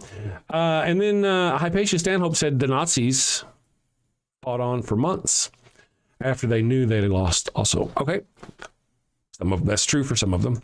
I also want to point out, because we don't like to blanket everything, there were a group of Nazis who had heard the war was lost or knew it was almost lost, and they turned and fought other Nazis to protect innocent people. They turned actually and fought with American troops, if I remember right, to stop this. So like in America, whenever America becomes, I don't mean to defend Nazis by any means, but not all Nazis knew and not all Nazis were. Anyway, now we know, don't we? John Jr. says Christians are pathetic liars. Pathetic and prolific. Indeed. So now I want to get to you, Text for Christ. I want to answer that big question for you because this is the one you need answered. Let me get this out of my way. Because this is the truth and you're not going to like the truth. Text for Christ says, how hideous of him to put on flesh, get flogged, spit on, mocked, flesh torn, and hung on a cross for 6 hours to redeem mankind. Really? Let me ask you something. Let's go off on a number of things. One is, if you knew that all of mankind was going to be eternally destroyed or whatever, would you not have done the same? How many people, maybe you're not, maybe you're a piece of shit coward. How many people on this planet, even not knowing that they were an eternal creature who would not really die, even not knowing that, would willingly sacrifice themselves, even for just a small group of people? There have been men just in foxholes who've thrown themselves on grenades for other men in those foxholes. That's not an entire group of people. That's not, I mean, you know what I mean? This whole Jesus Christ thing. And then of course, wait a second. He knew he was going to be flogged, spit on. He knew ahead of time. He knew ahead of time. So he must have also known that he was going to be sucked back up into heaven, be healed, live forever in paradise as God or with God, right? He must have knew what kind of sacrifice is that. That's not a sacrifice at all, is it? It's not. It's ignorant for you to even think it's a sacrifice. He sacrificed himself for me. Oh my God. The eternal God creature who created all the universe, he's afraid of a little bit of a whip? Oh my goodness. Thor from the Marvel movies isn't afraid of a whip, but you're God creature. You're God creature. Oh, and he hung on a cross. That's right. That's right. You really should go read that. That's more evidence that he wasn't actually sacrificed. Go check that out. Read. Oh yeah, 6 whole hours. But he wasn't supposed to be there for 6 whole hours, was he? He was supposed to die up there and rot. But he didn't, did he? They were supposed to go around with hammers and break the legs, the knees of the people who had not died yet, so they would slump and asphyxiate themselves. But they didn't do that to him, did they? No. They did it to the thieves he was with, I think. They didn't do it to him. One of them thought he was dead. So they stabbed him. And he bled. He bled, and there was blood and water that came out of him. Most times, blood comes from living people, not dead people. He was only up there for 6 hours. And then they took him down. And they had a special place, the tomb of Joseph, I think, of Arimathea. They had a tomb ready to go. And you know what else they brought? Go read for yourself, my ignorant Christian friends. They brought, I think it's like 200 pounds of ointments and healing medicines. Go read it. Go read it. Don't listen to me. Go read it yourself. They were going, if at best, even according to the story, they were going to try to heal Jesus. And try well, here, now wait a second. Think about what I've told you. Normally they break their legs or they leave them up there to die. Either way. Oh, okay, so they were afraid they were going to piss off the Jews. So they agreed to go ahead and kill them all or whatever rather than just leaving up on the cross because of the Sabbath or some shit. Really? They were afraid of the Jews. The Romans were afraid of it. No, I don't think that was the case. But anyway, so Jesus got stabbed. They knew he was going to, and then a couple of days later, he comes back. Oh my goodness, he came back. Was he dead? According to the story, technically, everything reads says he wasn't actually dead. And then they take him down from the cross. They rush him to a personal space where they have medicinal materials at the time, which are good for swelling and other things like that. Go read it for yourself. And then a few days later, Jesus arises and he runs into his own people. And they don't recognize him. Some of them have to be convinced, wink, wink, yeah, it's him. Either one of two things happened. Either Jesus did die, and somebody else was playing the role of Jesus. That's why he didn't look the same. Oh, no, that's Jesus. Yeah, that's Jesus.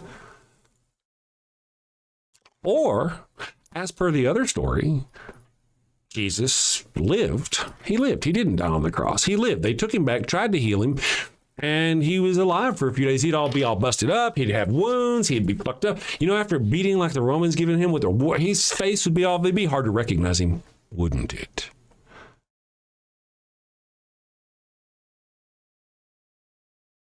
So yeah, it would be difficult for them to recognize him if they tried to heal him. Oh, blah, blah, blah, but wait a second. He was he was the risen Son of God. He rose from the dead.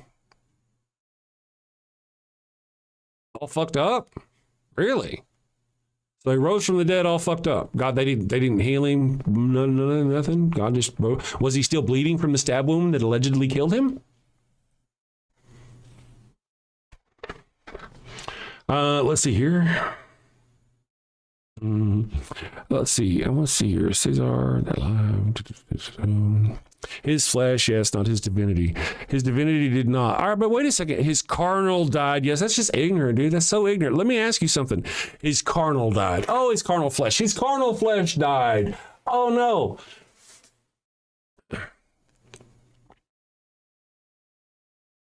Let me see if I can. All right, check this out. You know, I mean, you are talking about the all-powerful, almighty God creature that created fucking everything, right? Oh, I've lost my carnal flesh. I've got another carnal flesh right over here. Matter of fact, he's supposed to come back in the flesh, is he not? Can he not make I mean, it's like the God who created all these billions of planets and billions. So he can't make another body for God creature, for Jesus. That's not a sacrifice. It's not even a sacrifice. It's not even, it's just not remotely a sacrifice. And whenever you take on the fact that you just know that he knew ahead of time. Okay, you remember I mentioned that soldier earlier who threw himself on or maybe the air pilot who flew themselves into combat. They didn't know what was going to happen. They didn't. He didn't know he was going to die and never come back when he flung himself on that grenade. He didn't know that he was going to get shot down trying to defend those people. That's 6 people. He didn't know, but he knew it was likely and he knew it was possible. And yet he went on and lived the rest of his life in pain and agony as he had lost limbs and all this business. That's a fucking sacrifice. Jesus Christ coming in and putting on flesh like somebody taking off a zipper suit and putting on a new zipper suit, that's not a fucking sacrifice. Especially, again, when your Jesus Christ creature is God, who knew he was going to be in heaven later. That's not a sacrifice at all. It's just the more I say it, the more it stacks up in ignorance. By any measure, it's not a sacrifice. None. No measure. By no measure, it is a sacrifice. Let's see. It was necessary. Someone had to atone for the sins of humanity. Wait a second. Didn't we talk about that earlier? So wait a second. So I went and robbed a store. So somebody has to atone for that. So I go kill my son, and that's the right thing to do. Why does it even make sense? So he had to give himself to himself. We already talked about it. He is God, right? So he has to satisfy his own need for blood. Is that what you're telling me, Texas for Christ? It was necessary. Someone has to atone for the sins of humanity. Really?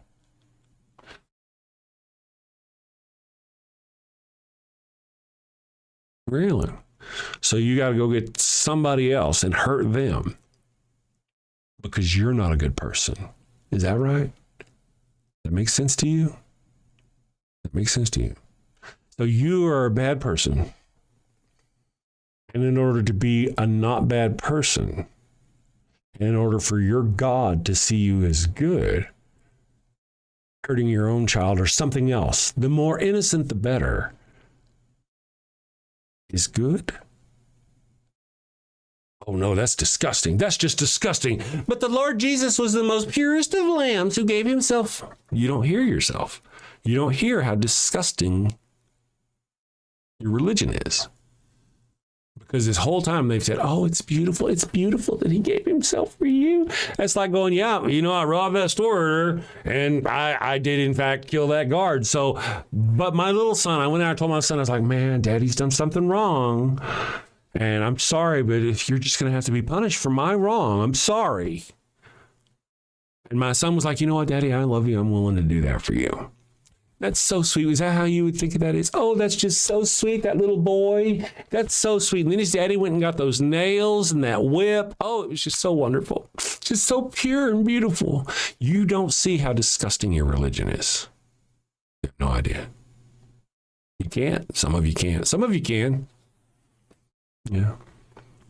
And you leave. Some of you can, and you're just shitty people, but you know what your religion is. It's a tool to control people. I actually heard a story once. This is kind of an interesting story. I heard a story where a woman got with a man. They were both Christians. But she was kind of, he wanted a more dominant relationship in a Christian kind of way. She wasn't really into it. So they kept moving from church to church, going to more and more conservative churches to where she had to be more and more submissive to her husband. Isn't that weird? Yeah. He was doing that out of power and control. Not because he wasn't going to those churches specifically necessarily for their religion. He was going there because it had a framework that allowed him to control his wife in the way that he felt he should control his wife. She threatened to leave him, according to the story. He got pissed and left, stormed out of the house. And then she got this fear and she ran out of the house, and then she saw him going back, and she figured he had gone and got the gun, because by the time it took him to, one of those deals, who knows? Yeah, so, but he can't forgive. That's right. Interesting. Why? That is a good question. And one of the things is, your God creature demands blood. Can you say that out loud? It does. Well, what kind of merciful, loving God creature is that? Where's the mercy? Where's the forgiveness? Where's the love? It couldn't go. Now, here's the thing. And here's a really good example for you to know. It says, he was able to, why didn't he, all right, here's what should have happened. Abraham took his son into the forest and was going to sacrifice his son. And he was right as he was raising the blade, the angel stopped him, because he was at that point demonstrating his willingness to sacrifice his son. And they put a ram instead, the innocent ram, right? Got to hurt the innocent to get your sins gone. Anyway, why couldn't that have happened to Jesus? First of all, it wasn't a sacrifice at all. If it were a Jewish sacrifice, it should have happened at a Jewish synagogue. Jesus should have gone down to a Jewish synagogue or temple. There should have been a priest there ready for him. Jesus should have been willing. They should have said the rites, the prayers, gotten ready for the sacrifice. And whenever the priest raised his knife to slit the throat of Jesus Christ, the God creature should have sent an angel to stop him and said, you know what? You were willing to prove yourself that you were willing to be sacrificed. That's a more logical story. That actually makes sense. Wouldn't that make sense? That makes sense. But the whole notion that Jesus was hiding somewhere and that they drug him out of there by force and that he lied to try to get out of it, and then the Romans killed him, that's... I'm just thinking you probably shouldn't watch this show very long. Not if you enjoy your faith. Maybe. Yeah, keep watching. I don't know though. Text for Christ. I don't know. That's kind of weird. Now I'm concerned. If you're one of those people who goes around going, well, how do you keep from murdering and raping and killing people if you ain't got a God creature behind you threatening you with eternal damnation? You're probably not doing it in that voice.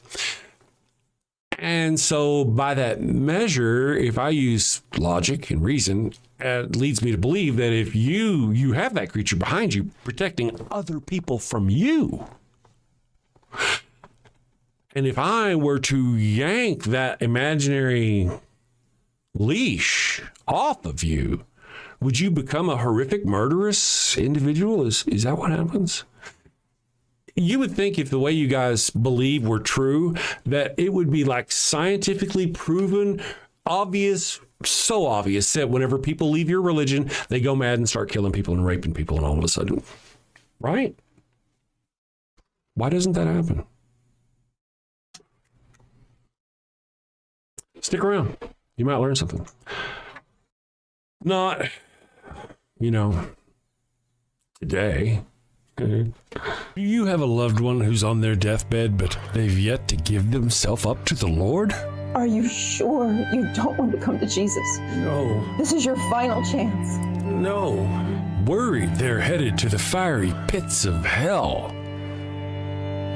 Your very last chance. No. No, I've been wicked and sinful. I deserve to burn in the hot place. As you wish. Farewell, my heathen husband. Farewell, my...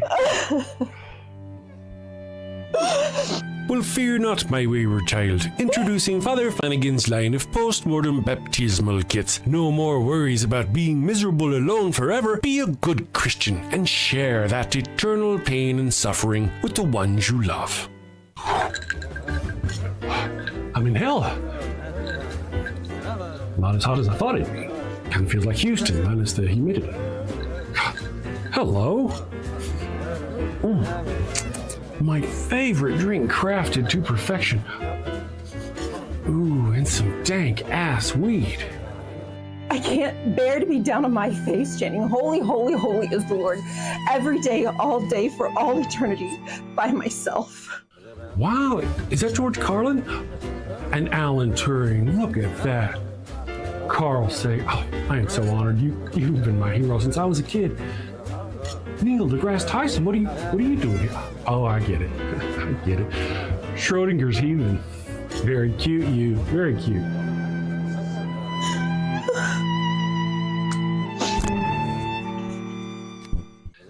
That's fantastic. Oh, what is that? What is? It's holy water. Oh, it burns. No, this isn't where I want to be. Pabst Blue Ribbon and a Marlboro? No! Father Flanagan's post-mortem baptismal kit. Dead kid tested, Mother Teresa approved. Is that the Pope and John Paul? Jim Jones and Jimmy Swaggart, huh? I can see that coming. Neil deGrasse, what are you doing?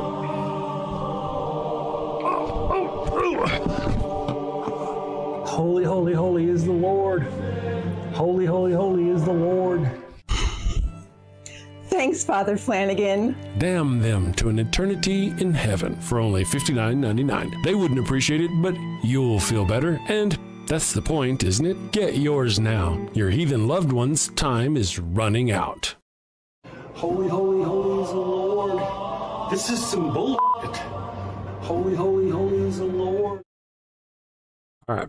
Okay, real quick, I want to say, Quinn Prouty, I hope you're there still. Hang on a second, I'll answer you in a minute. You asked, why don't you set up a debate, blah, blah, blah, blah.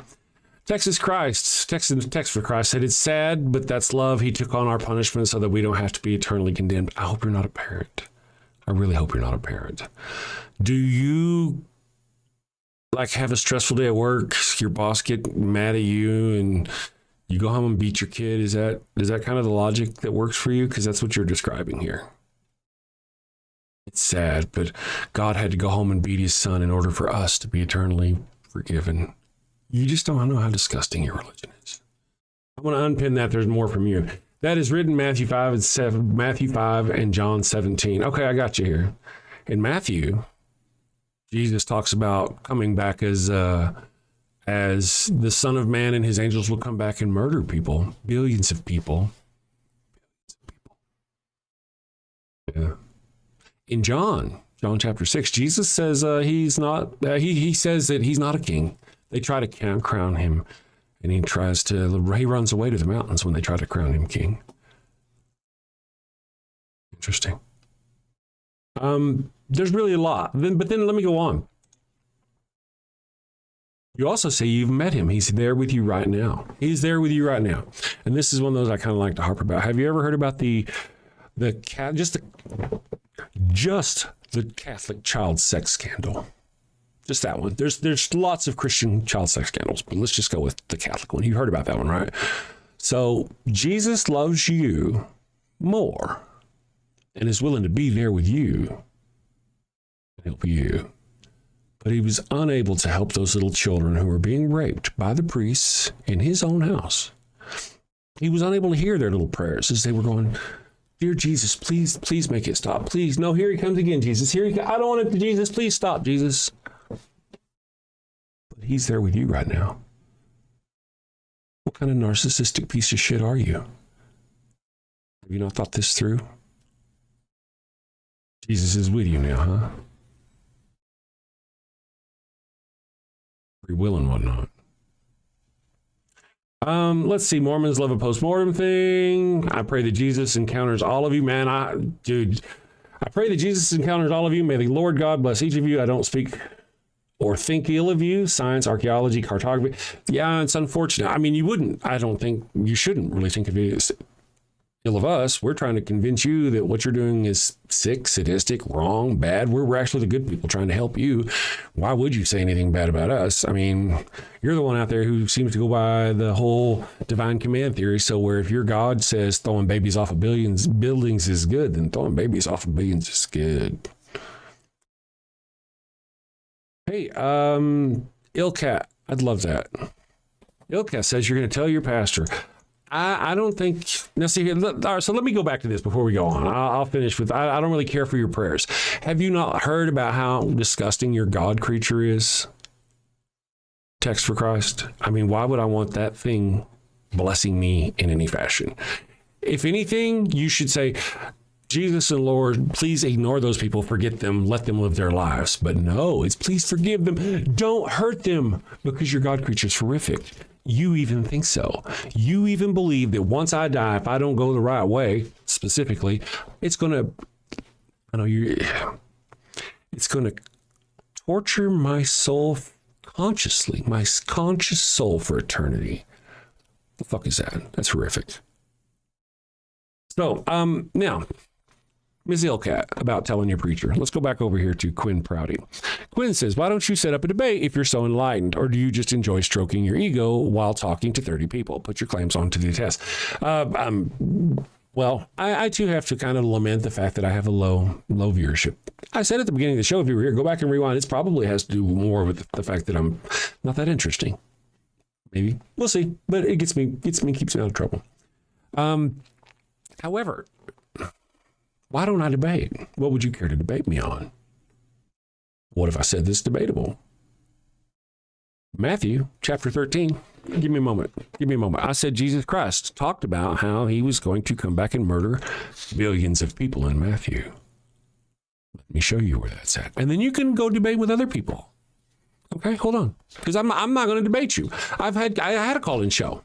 I did. And they would call in and I would go, oh, here's the evidence. And they would go, oh, I don't know. I mean, and then even go like the evolution. You ain't got no evidence for evolution. I'm like, dude, we got billions of pieces for evidence for evidence. Blah, blah, blah, blah, blah.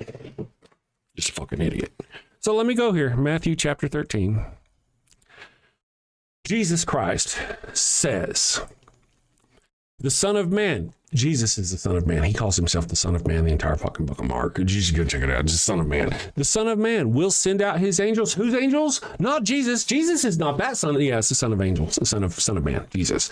Jesus will send out his angels, and they will weed out of his kingdom everything that causes sin and all who do evil. What is sin? What is evil? Not believing in your God creature is the only thing required to fit in that category. Not accepting it. That's the only thing. And so it's going to round up everybody who doesn't believe, doesn't go through Jesus Christ to reach the Father, however you want to see it. Everybody that doesn't believe that on the planet Earth, according to Jesus's own mouth, he and his angels are going to round up. The Son of Man will send out his angels, and they will weed out of his kingdom everything that causes sin and all who do evil. They will throw them into the blazing furnace where there will be weeping and gnashing of teeth. Jesus Christ committing an atrocity, the scale that fucking Hitler would just jack off about for days and days and days. Hitler, millions, a few million. Jesus, we're talking billions of people. Right there. Matthew 13:41 is talking about murdering billions of people for simply the wrong religious ideology. Jesus. I'm not wrong. There's nothing to debate about that. I mean, if you're going to debate, well, whether Jesus is obviously good because he's murdering people in the name of God, well, then we're not on the same moral level, are we? You're clearly more moral than I am. Anyway, you don't believe me again. So let's continue on reading in the same Matthew, the same book you referenced, if I remember right. Matthew 13:47 through 50. Once again, the kingdom of heaven is like a net that was let down into the lake and caught all kinds of fish.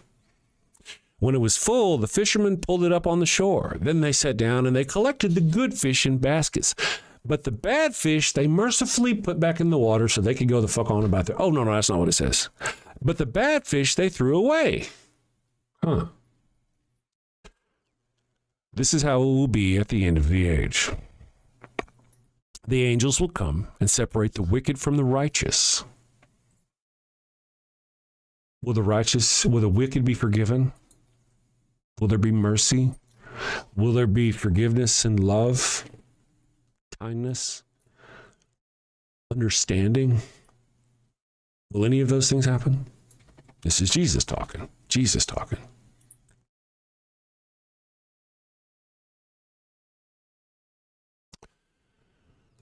They sat down and collected the good fish in baskets, but threw the bad away. This is how it will be at the end of the age. The angels will come and separate the wicked from the righteous and throw them into the blazing furnace, where there will be weeping and gnashing of teeth. Jesus, twice. Just in this book. I haven't even looked to see if he says it in other books.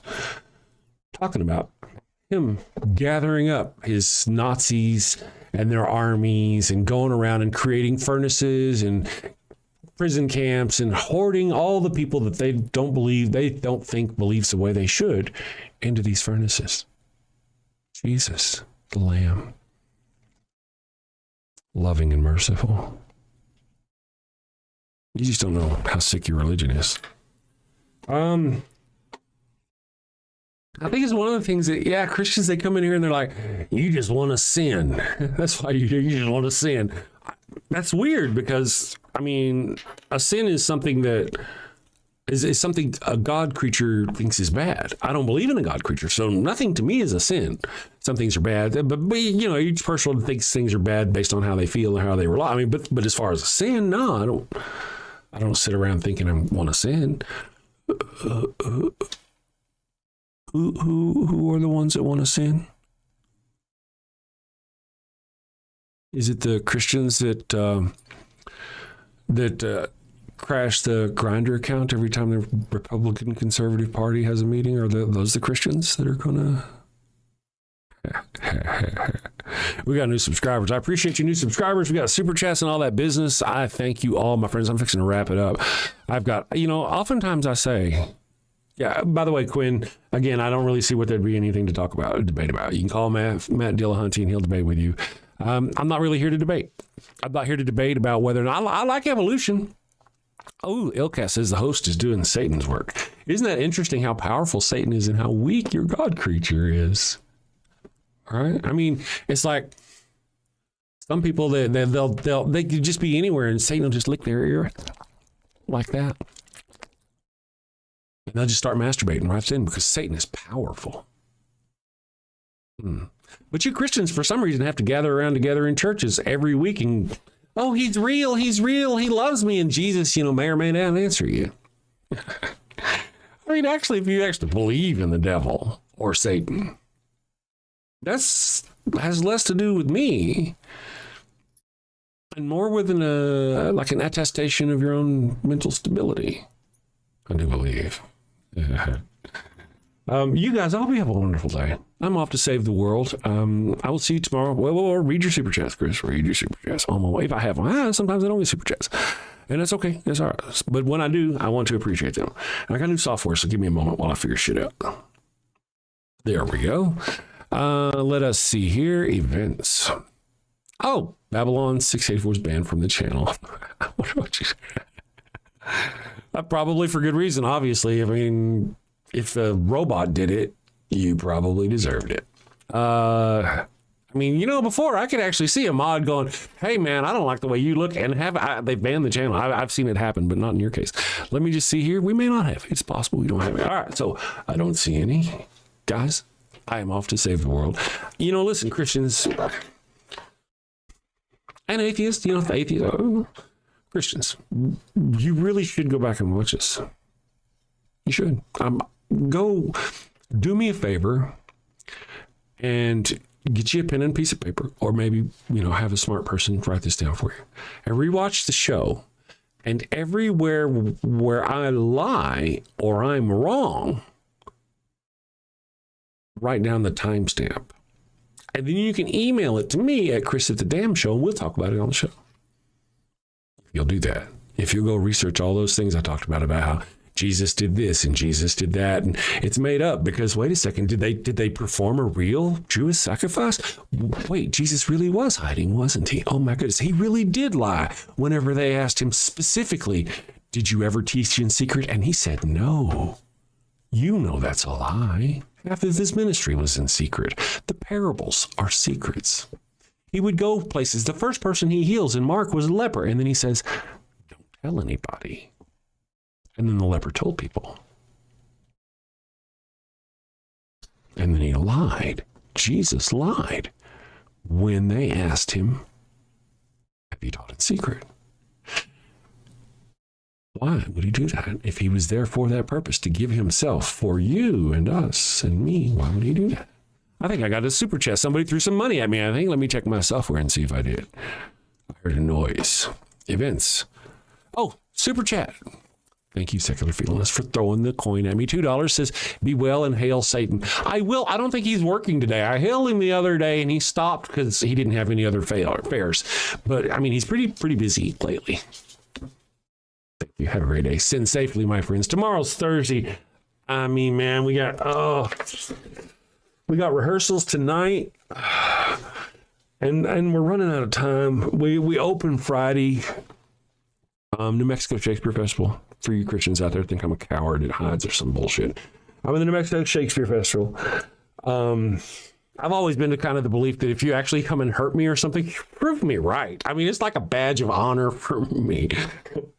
Anyway, so and it has just been crazy stressful. We're starting sooner than I thought. It feels like, I've done like 4 or 5 of these Shakespeare festivals, and it really feels like this one has had one of the shortest rehearsal times. It may be, and obviously that's not because the directors and people choose that. It's because, it's a place that we depend on other people for the places where we rehearse and all that. But it just seems like it's been a really truncated rehearsal.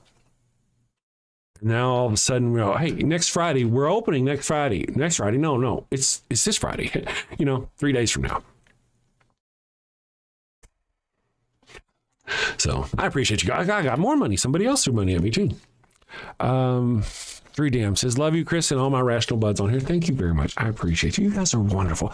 I hope you all have a wonderful day. Of course, sin safely, my friends. And we'll talk to you tomorrow, Thursday, and we'll do it again. Let's see here. Let me press this button. Take care.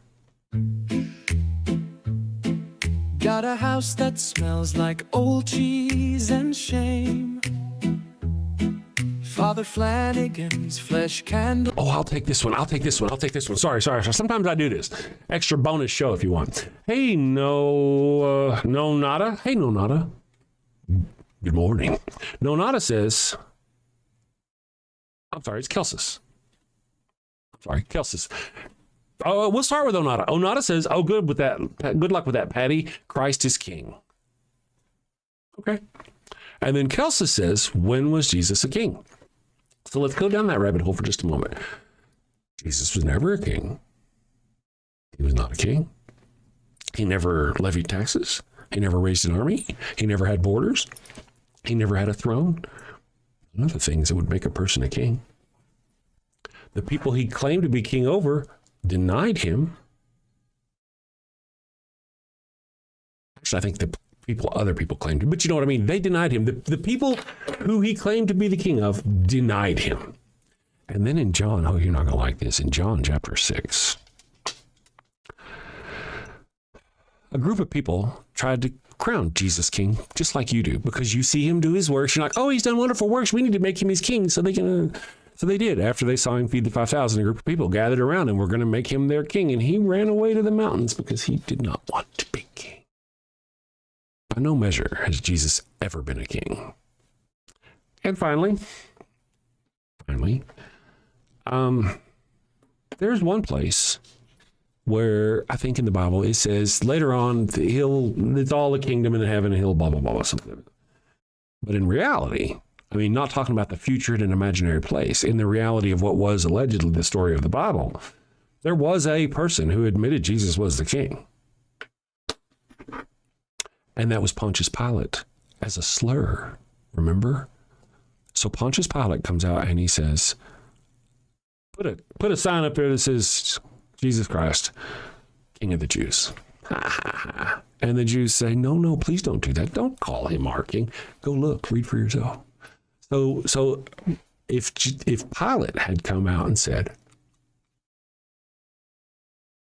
Jesus Christ, asswipe of the Jews, would you now be coming in here and going, Jesus Christ is asswipe? Because it wasn't meant as a complimentary term. It was an insult. And you repeat it out of your ignorance. Isn't that cute? Wow, more money. 3 Dams for $2 says, new peeps. Chris also has a Discord. I do have a Discord. Oh, thank you for reminding me. A Discord. I always forget to do this. I have a Discord. I'm going to see if I can do this. Discord. Oops. And with any luck, it'll pop up in Discord. And yes, there it goes. I don't know if my Discord alert is working. Damn it. Because I changed softwares. It should, but I don't see it working. Anyway, so we have a Discord channel. There's a Discord link down in the description or somewhere. Now I got to fix my new alert. But we do have the Daily Atheist Morning Show Discord. They have a thing every Wednesday at 10 p.m. Eastern where they get together and they blaspheme and they sin. And those righteous people probably go there and argue and do ignorant stuff too. So how about John 18:36? What about John 18:36? What about it? Let me read. I want to read. I want to learn something. John 18:36. John 18:36. Oftentimes you'll find that, let's see, tells Pontius Pilate during his trial, my kingdom is not of this world. If it were, my service would right, exactly. You weren't listening, were you? This is all imaginary. There's nothing real about this. This is taking the word of the man. You're not paying attention. This book, John, opens trying to convince the reader that Jesus is the word, doesn't it?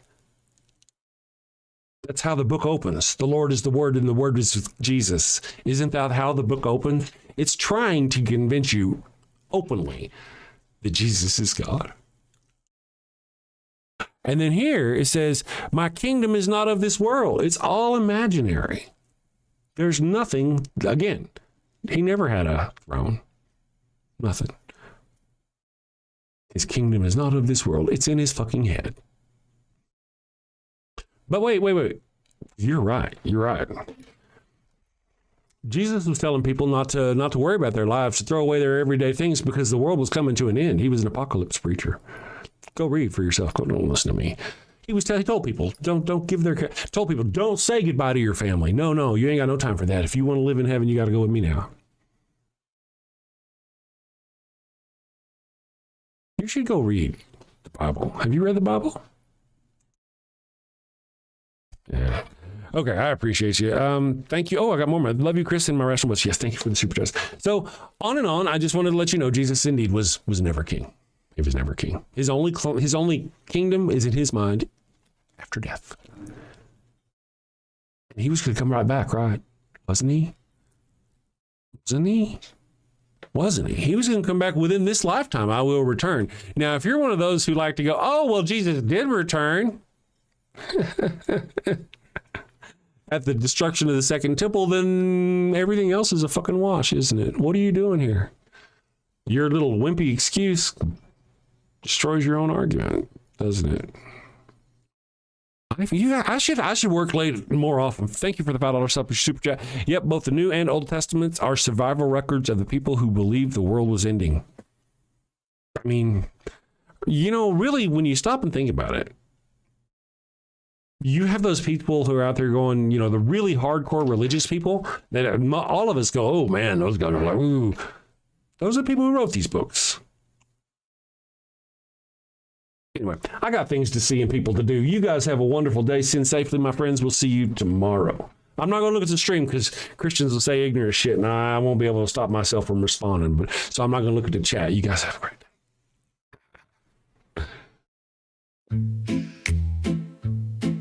Got a house that smells like old cheese and shame. Father Flanagan's flesh candles change the game. Goat scented thrills for your soul's delight. Light it up, baby, make your room right. When you've sinned and need to atone, light a candle and avoid the stone. Smell the goat in a holy zone. Father Flanagan, here to set the tone. Confession booth, busy, no need to stress. Light a candle and forget your mess. Gross odors vanish like sins in the wind. With each wick, guess who's your new best friend? When you've sinned and need to atone, light a candle and avoid the stone. Smell the goat in a holy zone. Father Flanagan, here to set the tone. Lambs and calves may have their day, but goat's the scent that leads the way. Clean your slate with a sniff so pure. Father Flanagan's got the cure. Turn your home into a saintly space. With every whiff, find redeeming grace.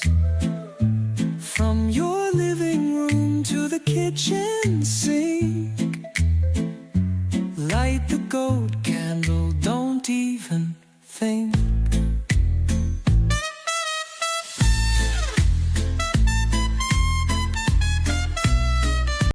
Bill Cat, who's your pastor?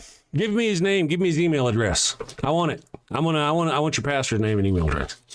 Give it to me. I'll contact him. I think you're full of shit. What are you going to do? Tell your pastor on us? Like I'm a fucking child. You're going to tell your pastor on me? Fuck your pastor. Give me his email address. I will call and talk to him, or I will communicate with him. Go ahead. Just put it right there in the chat. I await you. And then I'll contact him. I'll be like, listen, this is what this person is doing in the chat, going around in your name, telling other people that you're going to tell him on them. That's what I'm going to tell him you're doing. Where are you?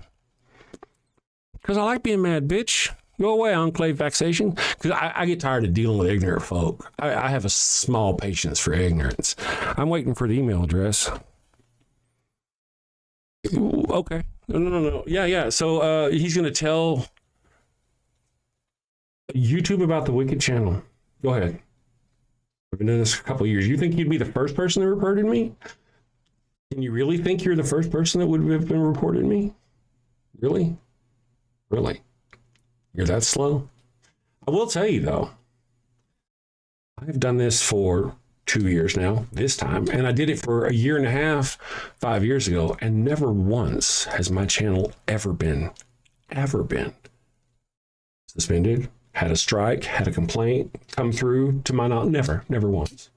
So you can go, run, tell your pastor. I'm still waiting for you to give me his email address, though, so I can contact him. Enclave faxation, so confused. Well, if you stick around, we'll educate you and you won't be so confused. Well, secular, I know I said I wasn't going to watch chat, but man, I tell you, they just keep doing it. This isn't highlighted. I don't know how I did that. Did I do that? I'm still learning this new software. I'm just waiting for the email. I mean, you don't even have to give me his email address. Just give me the name of the church that he's a pastor of.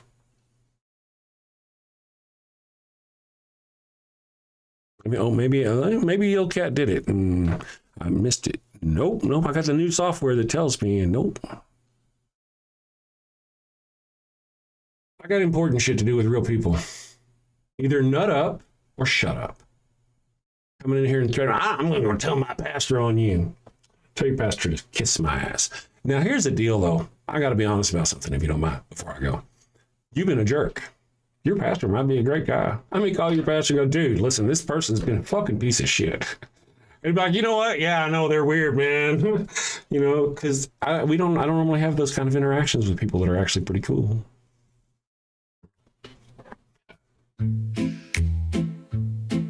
Got a house that smells like old cheese and shame. Father Flat. I'm just never going to get off this stream. Oh my God. Ill cat. It actually should be ignorant cat. Says, God will judge you, wicked, uncircumcised heathens. Well, I will have you know, I am circumcised. See y'all tomorrow. Got a house that smells like old cheese and shame. Father Flanagan's flesh candles change the game. Goat-scented thrills for your soul's delight. Light it up, baby, make your room right. When you've sinned and need to atone, light a candle and avoid the stone. Smell the goat in a holy zone. Father Flanagan, here to set the tone. Confession booth, busy, no need to stress. Light a candle and forget your mess. Gross odors vanish like sins in the wind. With each wick, guess who's your new best friend? When you've sinned and need to atone, light a candle and avoid the stone. Smell the goat in a holy zone. Father Flanagan, here to set the tone. Lambs and calves may have their day, but goat's the scent that leads the way. Clean your slate with a sniff so pure. Father Flanagan's got the cure. Turn your home into a saintly space. With every whiff, find redeeming